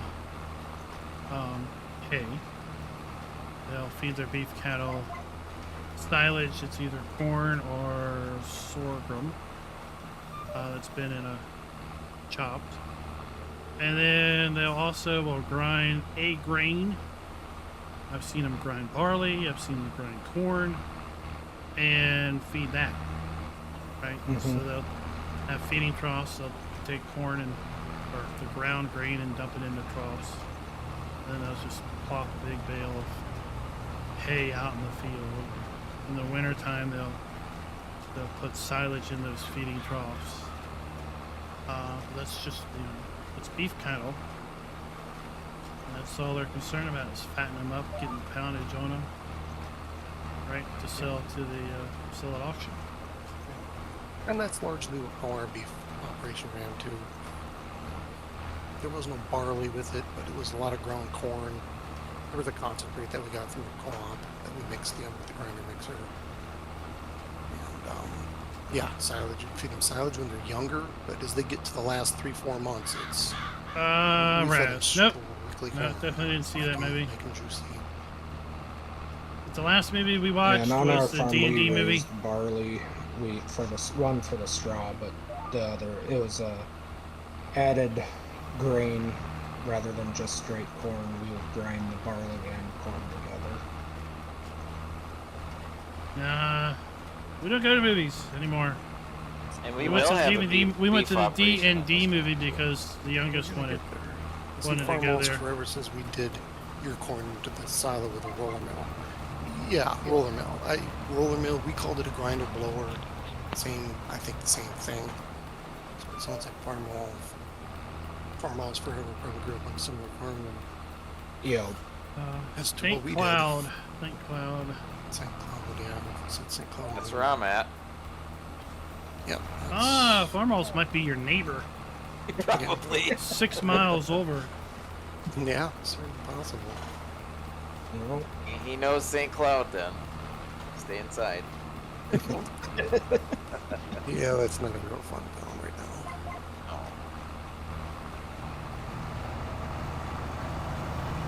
So, cob corn. You'd be interested in if there was cob corn in the game?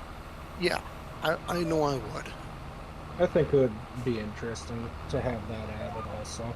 Yeah, that's something we grew up with.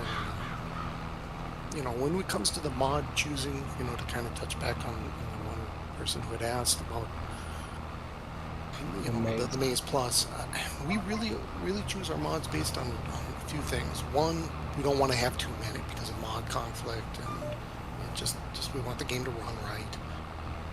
We don't have like high-end computers, so Yeah, we got adequate ones. Look what we're doing. yeah. We're in the ballpark, but right, we're not going to run with every single mod, and we choose ones that are going to be Later, based Caleb. on things we know, things that we've done, things we've seen. So you asked about the cob corn. Yeah, if that came out as a mod or part of the game, I would love it. That'd be great. I know what Kindle is.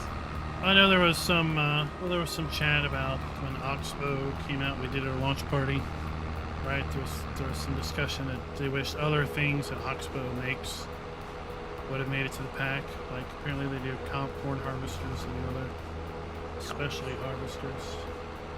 Well, Keith, you were gonna bring up chopping corn. Yeah. I was gonna- How it's not quite how you do it in real life. Well, as I bounced around and looked at other videos and whatnot, I see a lot of people playing the game who chop their corn like in October, like after it's turned brown and it's dried out. And I guess I don't know how well many people know this. I don't want to be insulting to anyone. That is absolutely not when you should be chopping your corn. You should be chopping it in September when it's green. So the game Should we- allows you to chop it in the last growth stage. It does, yes. It's just I don't think a lot of people realize it because it doesn't say it says You're harvest, ready to right? harvest, yeah. Right. Yep. Right. Doesn't so, say too late. Right, and that's I think why I wanted to point that out, is to let people know that, yeah, you can harvest that in its last growth stage, just like the barley. I've seen people chopping the barley and it's all dried out. That wouldn't work in real life. You need it to have a certain amount of moisture in it in order for it to ferment. Because if it don't ferment, it's not quality feed. Yeah, the cows are weeded, but It's not as good as it could be. It's not as good as it could have been. And when you I when something understand. like Cows like to have a little nip in their food too. Oh, Yeah. absolutely. It takes the edge off. yeah, speaking of that, that's probably what I should The, have done. the monotony Somebody's of pulling life, on you all right? the time. Yes. So that was something I wanted to make sure. Yeah, thanks for bringing that up, Sean. Because yeah, it's maybe people don't really know. I mean, I don't know how many. I'd be really curious to know how many people that play this game have ever really done any farming for real, either growing up or worked on a farm or been in the egg industry in any facet. It'd be interesting to know, but yeah, seeing the videos, hey people, you can chop that when it's green, and that's absolutely how it should be done. Like here in Minnesota, we're at the end of September. Chopping's already done. Chopping was done 2 weeks ago. Yeah, well, like watching some of those, they haven't done one in a while. I might have to give a Kermit and find out. At least when we get back to it. The community spotlights. It's kind of fun to watch some of those community spotlights on either content creators or modders or just other people who are somewhat, notable in the game community. Hearing kind of like different people's stories of what got them into the game.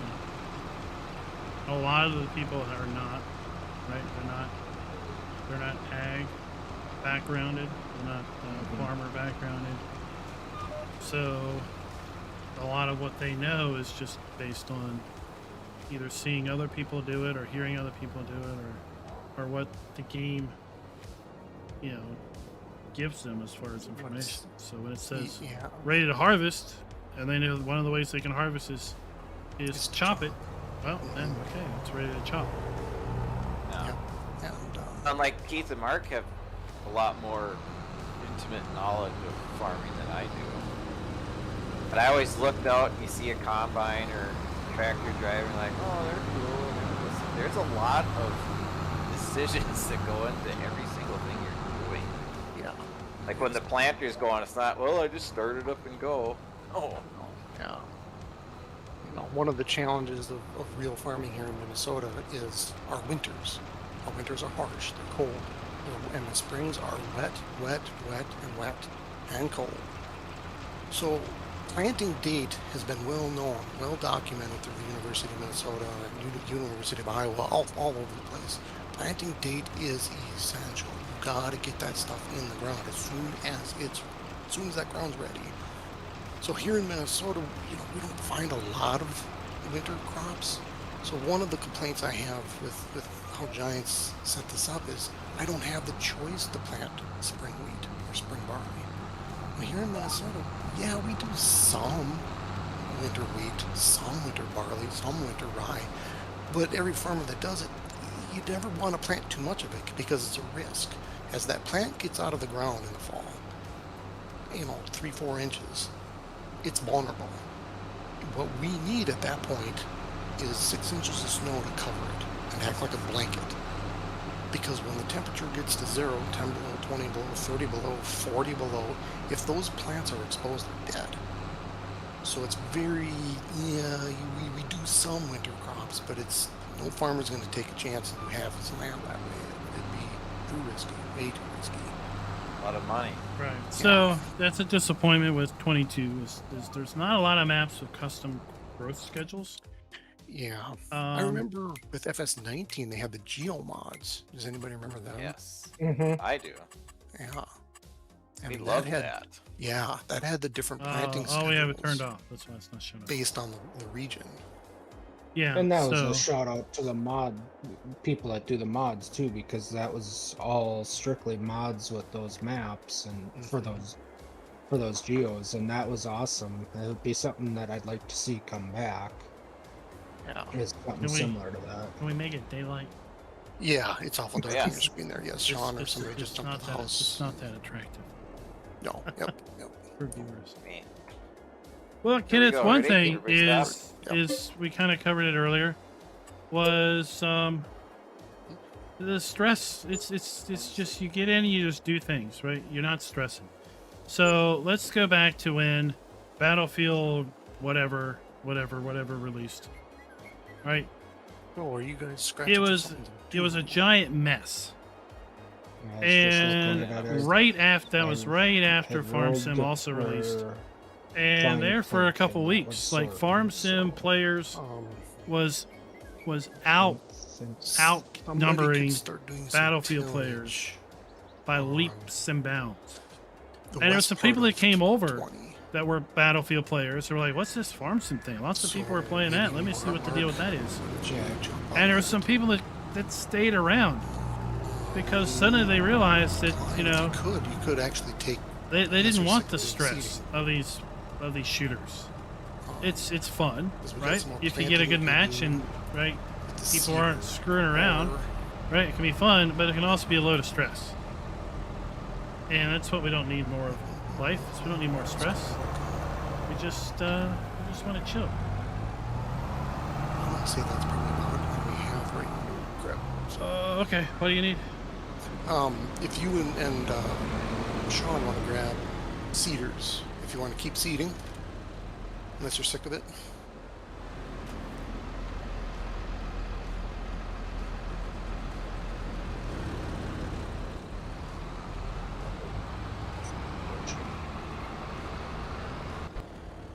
Privilege. yeah, I just started driving all over the place with the tractor.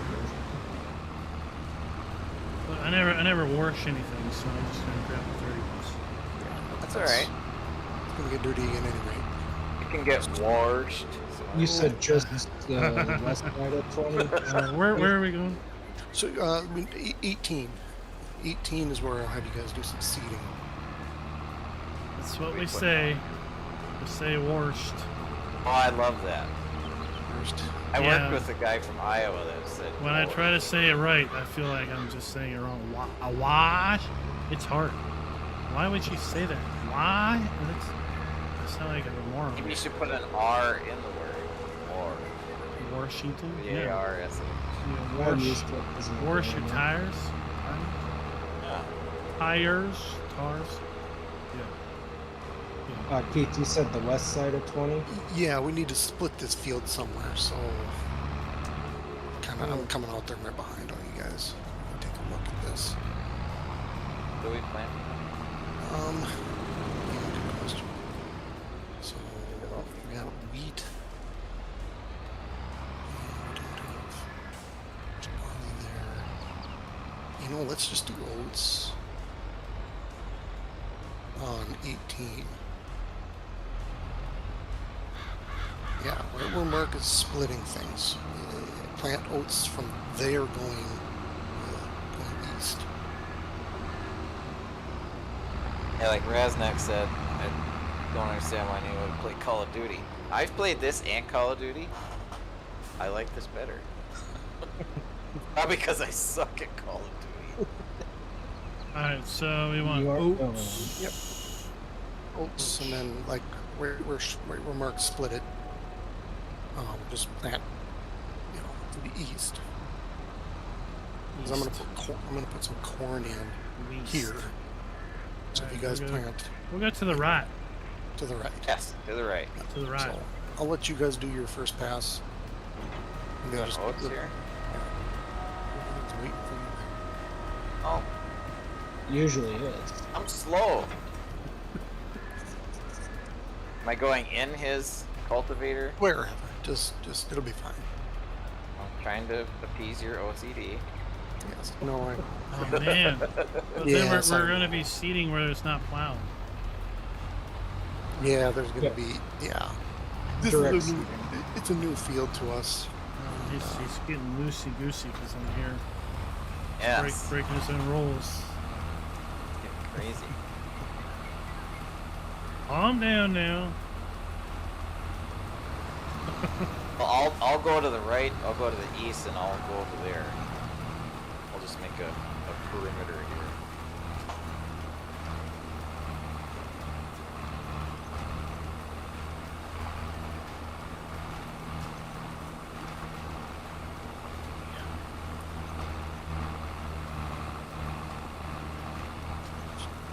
I remember one map we were on, and I don't remember, was it me or Mark? Probably me. every time I lifted the planter, I hit Y to change the seed. Oops. So there was different crops every row, all the way across. Oh. It was yes to the OCD thing. Yeah, I do have it's not diagnosed or anything, but yeah, I'm a little goofy about things being neat and organized and tidy. The farm should be neat and organized, right? Well, it's efficiency. It's profitable that way. But it was really, how do I say it, friendly way, stressful. I'll just say it. It was really stressful getting these two caught up to me, because by the time they joined and started playing FS 15 and 13, I had already been playing the game for thousands of hours. Millions of bushels. Yeah, you know, and for me to drive a straight line with a GPS, that's easy. I can do that all day long. I don't need the GPS. I like it. It's just easier, but when FS 13, whenever we first started, there wasn't a GPS, and I remember watching some of these. Oh God, watching these two, and there'd be the most crooked. What in the world are you plowing all over the place? And then yeah, Sean did the thing where he changed crop on every pass down the field. I didn't know. No, I know, right? And yeah, my OCD and It taught you to be gracious. yes, because it was yeah. Thankful to have somebody to farm with now. And be like, well, you know, at least he's here helping. That's right. That was one of the nice fixes that they did, is you can't change the crop now unless you shut the machine off first. Because that happened, when that happened, it was one of those, it was before they changed that, where you could change the crop without turning the seeder off. Yeah, they put a safety in there.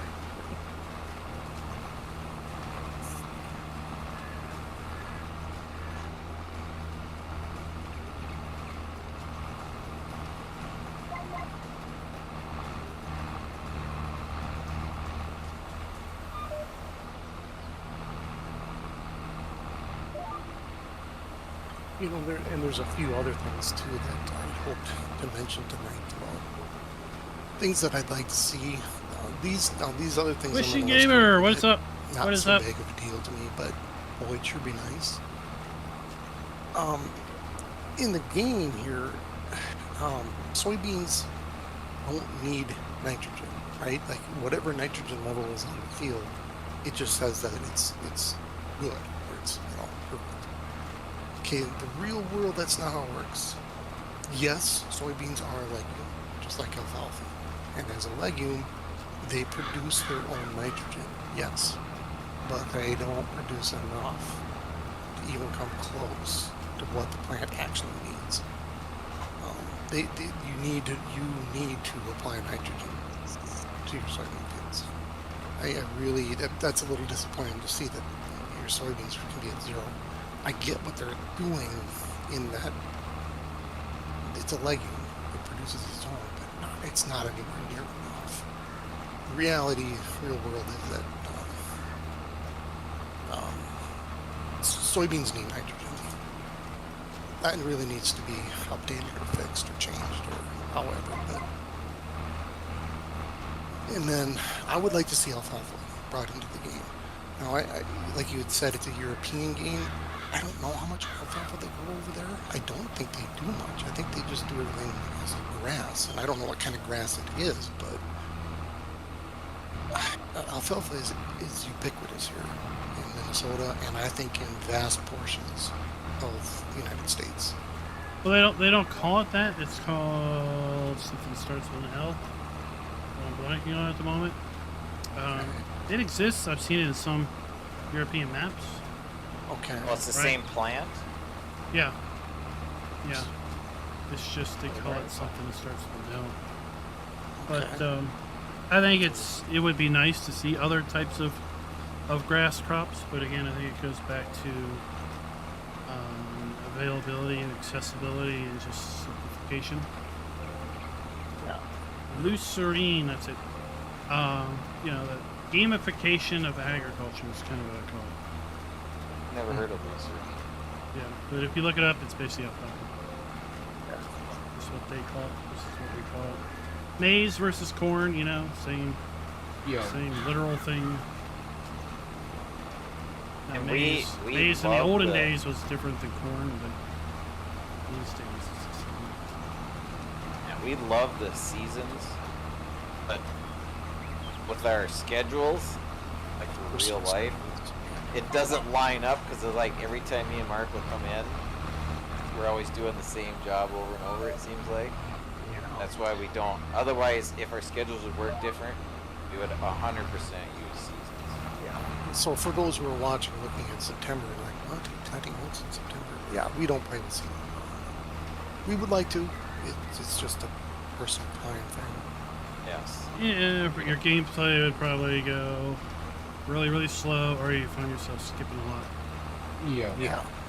Lonnie, And what's also, up? like, we used to do 3 separate farms. We'll I keep was just gonna bring that up. Yeah. Oh yeah, you talk about it. Well, we used to do the 3 farms, and we, like Keith was just interjecting there too, it was kind of a competition, and we wanted to do it with seasons, but like if you have your farm and Keith has his farm, if he's going way fast, he's sitting there doing nothing, waiting for us. And if we skip a day, well, now the seasons are off, and it didn't work. It would be kind of cool if they could figure out a way to make the seasons work based on your own farm within the same map, but that would be really hard to do. And we've talked a lot about trying to do it, but we did come to the conclusion that there's just no way to do it. Because if I put in 60 hours in the game this week and those guys put in 1, I'm stuck doing nothing. Or skipping months, and then they don't get the fields planted, etc. There was just no solution. Edgewater is a good map. Good map. It is what it is. See Raz next. Producers in the world, U.S., Australia. Really, Australia's number 2. I would That not have thought surprised me. that. No, that one Spain, shocked me. Canada, and Italy. Thank you for that, Raznak. That's really good info. I did not know that. See, I thought alfalfa. Boy, I'd have thought Australia would have been way too dry to grow alfalfa. I think it's a large country. It's a large country, and I It's suppose if you're close very enough to the diverse. coast. I mean, Isn't that where they there's- have those grain trains or whatever, the semis that have 8 Yeah. trailers behind them? Yeah. I know they're a big wheat producer down there. So really, it's the U.S. and then Australia, Spain, Canada, and Italy. If you combine them, it's still less than what we do. So it's like Okay, yeah. insane. I see We Raznak produce just said that. 60% of the world's alfalfa, and then Wow. those 4 combined, let's pretend, makes 20%. And then the rest of Yeah. the world makes the other 20%. So I'm making This those is numbers up. America. So it really is just American. Yeah, I'm just So making I- them up. I'm just making these up. Right, but like Raznak said, U.S. produces more alfalfa than the other 4 combined. Wow. Yeah, so I mean, it really is kind of an American product. And I suppose if you're going to include alfalfa, then anyone in Asia is going to say you have to include rice. Wow, I seriously thought the first expansion was going to be an Asian map. Because we have the Izeki, we have 1 Japanese tractor. Before we got Kubota. We had 1 Japanese tractor from 1 manufacturer. And I thought, to predict what's the next DLC or what the expansion might be is like, what is the game missing, or what does the game not have a lot of? And suddenly it was the Japanese stuff, the Asian stuff, and an Asian farming map would be interesting with rice and proper equipment and other things like water chestnuts or whatever. I'd try that. peas or whatever, right? Yeah, now that you say that about the Izeki brand, you're right. I'm surprised there wasn't an Asian map that came with the game. Huh. Of all the maps we've ever done, I don't think we've ever been on an Asian. Not any kind of... No, South America we had one, We did Yeah. that one. That There was a 16x map, Swiss. that 16x map we played on with Jan, that one had some kind of rice in it, didn't it? I thought it had Yeah, rice. there was- Cranberries. There was Cranberries. rice and coffee and Yeah. hemp. But I mean, that was Tobacco. just combine. It was so cheating because you just combine them with a regular thing. That's not how you harvest rice. One surprising fact that people might not know about Minnesota is we grow a lot of wild rice here, especially up north. As you get up towards Walker, Minnesota, Brainerd, Baxter, there's a lot of wild rice that's grown in Minnesota. What are y'all's thinking? Thoughts on the new Eastern European expansion? Carrots, parsnips, and red beans. I want to try it. We want to try it. Yep, and I think we will at some point. Yeah, we certainly want to try it. I think it'll look. I think the equipment that they're including with that looks. Well, it's based on the real thing. It looks great. We try to watch. We'll send each other videos of like different harvesters that we've never seen before. It's not like I've never seen a carrot harvester. It's pretty cool how it works. Same with like cotton harvesters. I forget which version of the game cotton was introduced. I think it's 13, maybe it's 13. I'll go with But, Texas. What? up here, What so is we don't Texas? Now, I lived in Phoenix for a number of years, and just outside of Phoenix, near the town of Goodyear, hint, the town of Goodyear was founded because of Goodyear tire. Anyway, and they needed cotton in the tires.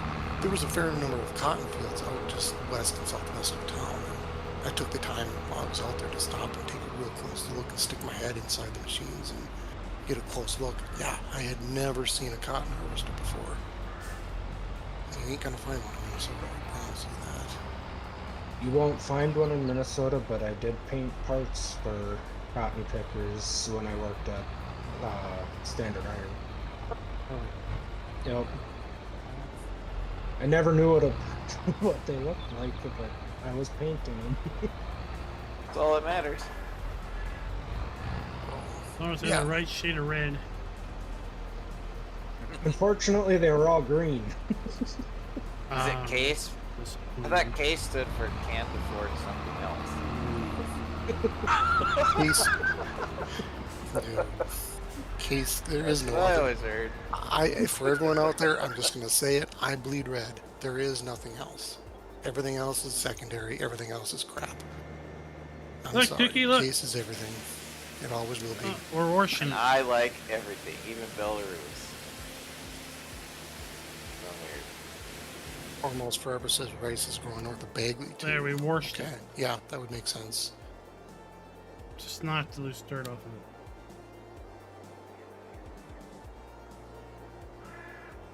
All right, so you need a guess. What's the You could what tab over to state makes the most hay, alfalfa hay in the U.S. Wisconsin. But you must Jeopardy it. Ooh, God.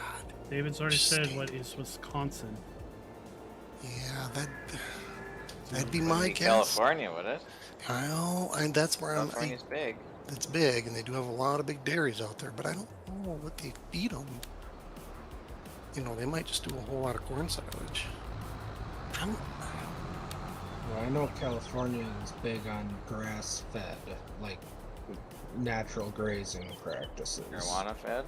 Boy, I'm still going to go with my gut instinct. My gut instinct said Wisconsin.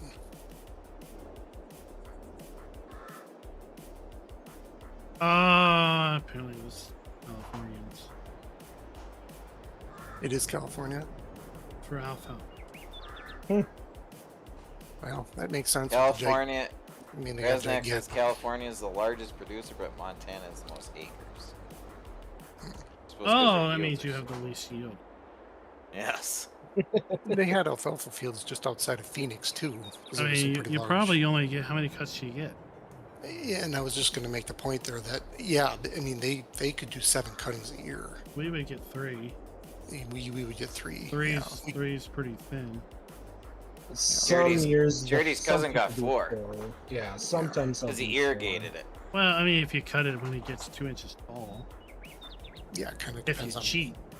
Right. It depends on when you're gonna cut it, but Because Lonnie, it was so hot this year, they had it irrigated. Lonnie, I think the DLCs, alfalfa. some have They been got 4 cuttings. some have been interesting, some have been not. Some have Yeah. been They surprising. chop all of it, so. Antonio have to wait Cario long to wasn't dry out. wasn't the biggest fan of that. It's kind of cute. It's very specialized. If you like doing grapes All right, Keith, you got or something else? olives, not a thought big somebody deal. could jump in the roll. Really liked the Kubota Oh, that's another thing. We DLC. don't roll our corn. I really like that. Oh, yeah. I really liked Just, the just small grains. Yep. Yeah, Just the we small just- grains. I really liked the I've never seen Vermeer anybody pack. roll corn in real life, so we don't do that. Yeah. I wish there was some more to the Vermeer pack, Yeah, but I the like rollers that. should be set up right on the split, so you could just go whoever's nearby. Platinum whoever wants to expansion jump was in. nice, although I'm not really into forestry. I thought it brought a whole lot of Whether gameplay that's you elements or Klein or with the whoever wants it. yarders and the winches and things like that. So it brought a lot of things that we had on PC A minute. to console. The Gouville pack, I use it, right? But I could be without it. Hay and forage. I didn't think I was gonna. It's just yay, more stuff. Kind of wish the rollers would grass work, go a little But faster. you know, there's some hay and forage stuff that is really Yeah. nice. I really like That, the mergers In real life, I that don't are do. in that pack, and there was some other nice Really, it just goes as fast gameplay elements that came with that, as, you know, like the ground ability lets you on the windrower, the big go. As windrower to fast pull the as, front you know, as long as you're getting the job done right. wheels in, extend them back out, or the Kinda says tedder. he's from you Wisconsin, can, has kinda alfalfa, steer Timothy, and the tedder. trefoil. I just saw that. I was going to ask. Oh. if I've you never guys heard did of trefoil. I've heard of the other Oh. two. Oxbow, Neither I have wish. I don't know. I wish there was more to the Oxbow pack. It's kind of nice if you're going to do large scale organic Grass fertilizer. And then we have, of course, the premium expansion coming in a couple months. Yeah, just seeing that. Kinda looking comment forward too, to and that I was map, Gonna ask what seeing what that was, map 'cause I looks hadn't like. ever heard of it. And then also trying out the various gameplay elements. But I don't do a lot of carrots. I don't do a lot of potatoes. Don't do a lot of sugar beets. I probably won't do a lot of carrots, parsnips, or red beets beyond kind of trying it out and showing it off. But give it a month, and it'll be just like forestry. I don't want to touch it unless I have to. Those are my thoughts on it. I can promise you, Kenneth, but I'm going to look up trefoil as soon as I was done. just gonna say that. I bet you're gonna Yeah. educate us. Lots of vitamins, it says. Nope, I'm definitely going to look that up. I don't know anything about that. See, that's the kind of conversation I was hoping for. Little things like that. Do you like at my grandpa's farm? He started out with horse-drawn equipment. Wow. And he still has some of it, sinking into the ground at his farm. Well, we do have horse-drawn equipment on my dad's place that's been sitting there ever since we bought that place. Take it to this grandmother place. Melt it down and make a quad track. I knew that was coming. Make a quad track. Oh, another interesting fact for anyone who actually cares about case. No matter where I you don't. are in the world, doesn't matter. I even watched a documentary about Antarctica, and they were using a quad track down there to push snow. It doesn't matter where you are in the world. If you see a quad track, it was built in Fargo, North Dakota. All of them were built there. Fargo. I bet that's the movie. Yeah. That probably isn't a good thing. So one thing that I don't understand, I didn't get, is and I still kind of don't get. It's kind of mystery. Tiling, right? I figured enough that it has yes. to do with drainage. But that's Yes. about all I know. That is a topic we could easily spend hours on. Because out east, like drainage, you don't need to do drainage. It's like we don't have problems with that, Oh, we have massive problems. right? Yeah, it's Like, I certainly a thing. see like Millennial Farmer, or I'll see who's the guys with the big buds. Mhm. I like to call them big duds, but at any rate, Walker it Farms, Walker? right? You see them, and like you see stuff like, yeah, we got a tractor stuck up to our axles. I'm like, how do you do this? Yeah, What are you doing out in the that's- middle of the field if it's that muddy? That's the first thing you learn growing up. It's like it's wet. You don't go out in the field. But then around here, we got so much gravel and dirt or rocks. It's like it would be impossible to get your tractor sunk down to its axles because you'd eventually Really? hit a whole bunch of rock. Oh man. Yeah, I've seen a quad track Right? stuck so bad, the guy opened the cab door and walked out straight onto the ground. No, Yeah. no. Around here, you couldn't dig more than 3 inches down the ground before you hit rock. Oh, Oh, yeah. wow. No, It's- that's That's cool. Trying to dig a hole for a tree is like, are you serious? I'd rather not. Can I just get a backhoe Well, it's like here? the summer mark when I was cutting that, I was running the disc bind through that meadow. Yep. It's bone dry. Yeah. In one spot, I almost buried it. Yep. It's There's a little underground spring or yeah, something. and the Well, top is completely dry. Apparently, This Raz, I would bet summer you here in Minnesota, and I largest encourage anyone to country go that look we at the drought import to is monitor. China. Just do a search, droughtmonitor.com. Here in Minnesota, it's been dry. It's been a drought year. It's been very, very, very dry, but that is very not typical for Minnesota. You know, as I alluded to earlier about how our springs are very wet. They're Amadi, very I don't wet do and cold, favorites. And when it's cold, it don't dry out. Planting date is so vital. You know, again, it's our growing season is so short up here. We push the boundaries to get into the field as soon as possible, because every day that goes by that you miss that you're not planted is costing you yield. Period. So we push the boundaries. That's one of the reasons why people get stuck. And when it comes to drain tile, like I say, this could be a really super deep conversation.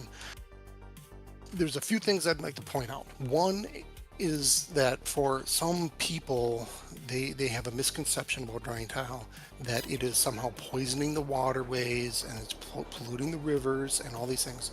It is absolutely not doing that. It is the best thing that we could do to flush the water out of the fields after the soil has filtered it. So think about your pool in your backyard. What kind of filter does it have? Okay, it might have a paper filter, but there's a lot of pools that have sand filters. There is no better filter in the world than soil. It's perfect at it. So when we put drain tile in up here, typically it's done 4 feet deep. It kind of there's a lot of variability to it. But that's what that does is it keeps the water table at that height or lower. And then when you get a rain event, the ground that's above that tile can absorb that rain event, and it doesn't run off on the field. It doesn't cause a soil erosion from water On the top. right off the top. It has somewhere to soak in and go and filter properly. Soil is no better. Soil is the best filter in the world. So that's, in short, the point of drain tile. It's to lower the water table so that you can get into the fields, you know, as soon as you can, and keep the water table low enough so that when the roots are taking hold, they can go deeper, which is better for the crops. Because if they run Better deep, anchor. and it's a better anchor, and if they run deep and they run into water, they don't go any deeper because it'll kill the root. They can't go any deeper. So if you can get your water table down to 4 feet, that's a huge plus up here. Huge plus. Tiling is So very what's popular. in real quick? What's the process of tiling? You take usually it's some kind of a specially manufactured bulldozer looking machine, and on the back of it, it has a big giant hook that will dig deep down in, however deep you're running, and then the tile, which is just plastic tubing, it's perforated, A giant hose. and yeah, it'll feed off a big reel, and as you drive with that hook down into the ground, it's laying that tile as it's digging. So you're putting a French drain in the field. Yes, exactly. Yep. Mhm. And then all this has to get measured out with coefficients about how much water your irrigated or your tiled field can release. It's highly regulated. People also like to think that it's not regulated. No, it's an extensive process that the farmer has to go through to get permits from the county and from the NRCS, from the Minnesota Department of Natural Resources.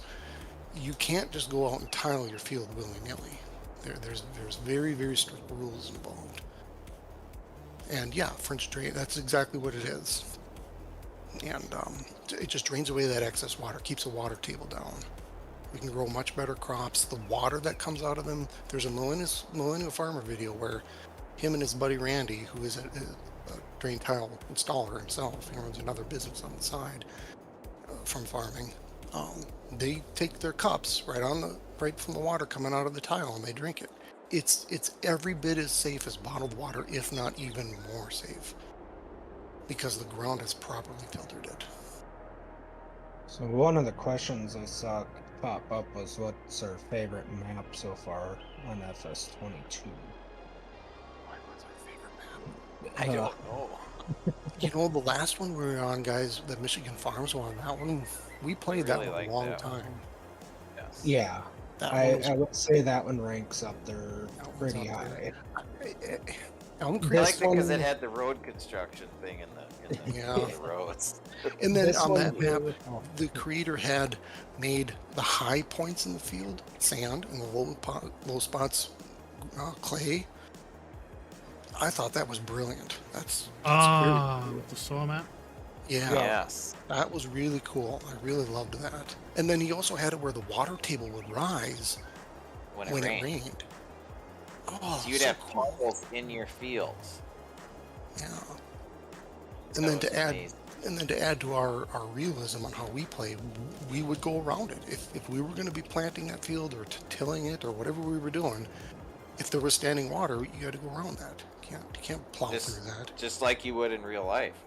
Hmm. I got a plant, but I can't go here, so I'm going around it. So then when you're going to harvest, you'll come up to the spot and be like, what the heck is it? Oh, that's right. It was raining this spring. That one's That's probably really cool. Hopefully that answers. I mean, there's a number of maps we've been on, and a huge shout out to all the modders that do that stuff.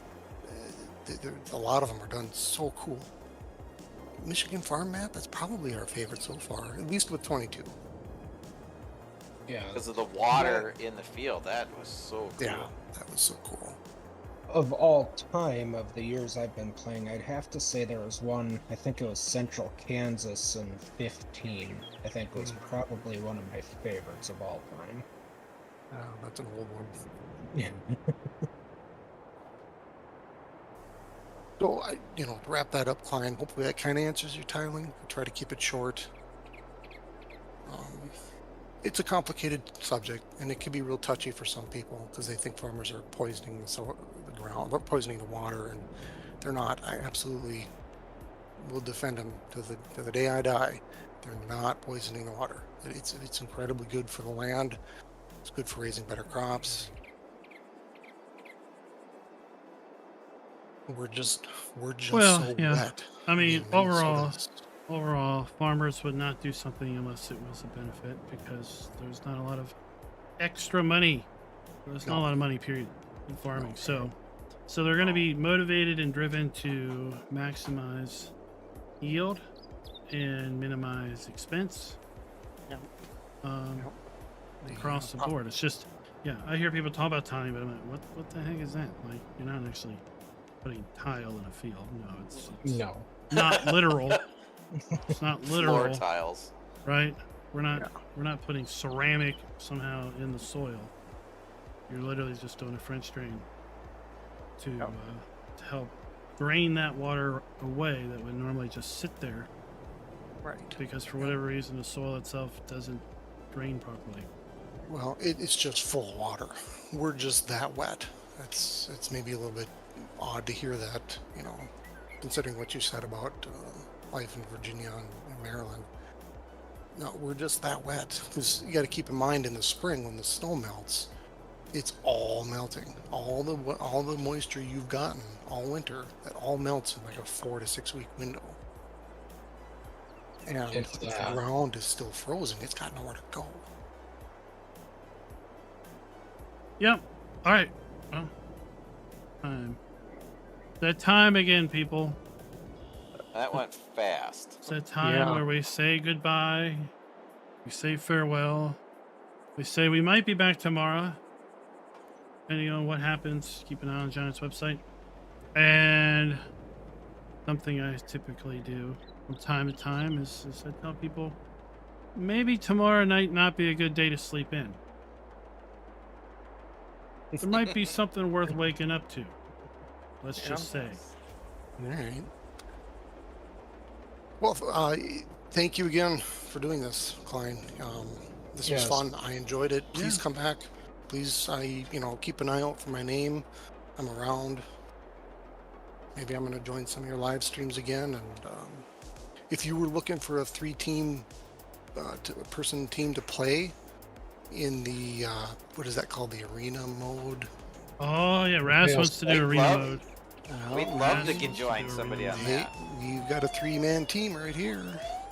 We're not the fastest, but we play. But we'll give you, we'll give it our best. We show up. So thank you again for this, and I, the door's open. I mean, if your audience enjoyed it, let me know. If they didn't, hey, let me know. Let's do it again. Farmhouse Forever likes Minnesota voices. Yeah. Yeah. All right. I'm sure our No accents. more wash and anything. I'm sure our Until next accents are coming time. through. I suppose.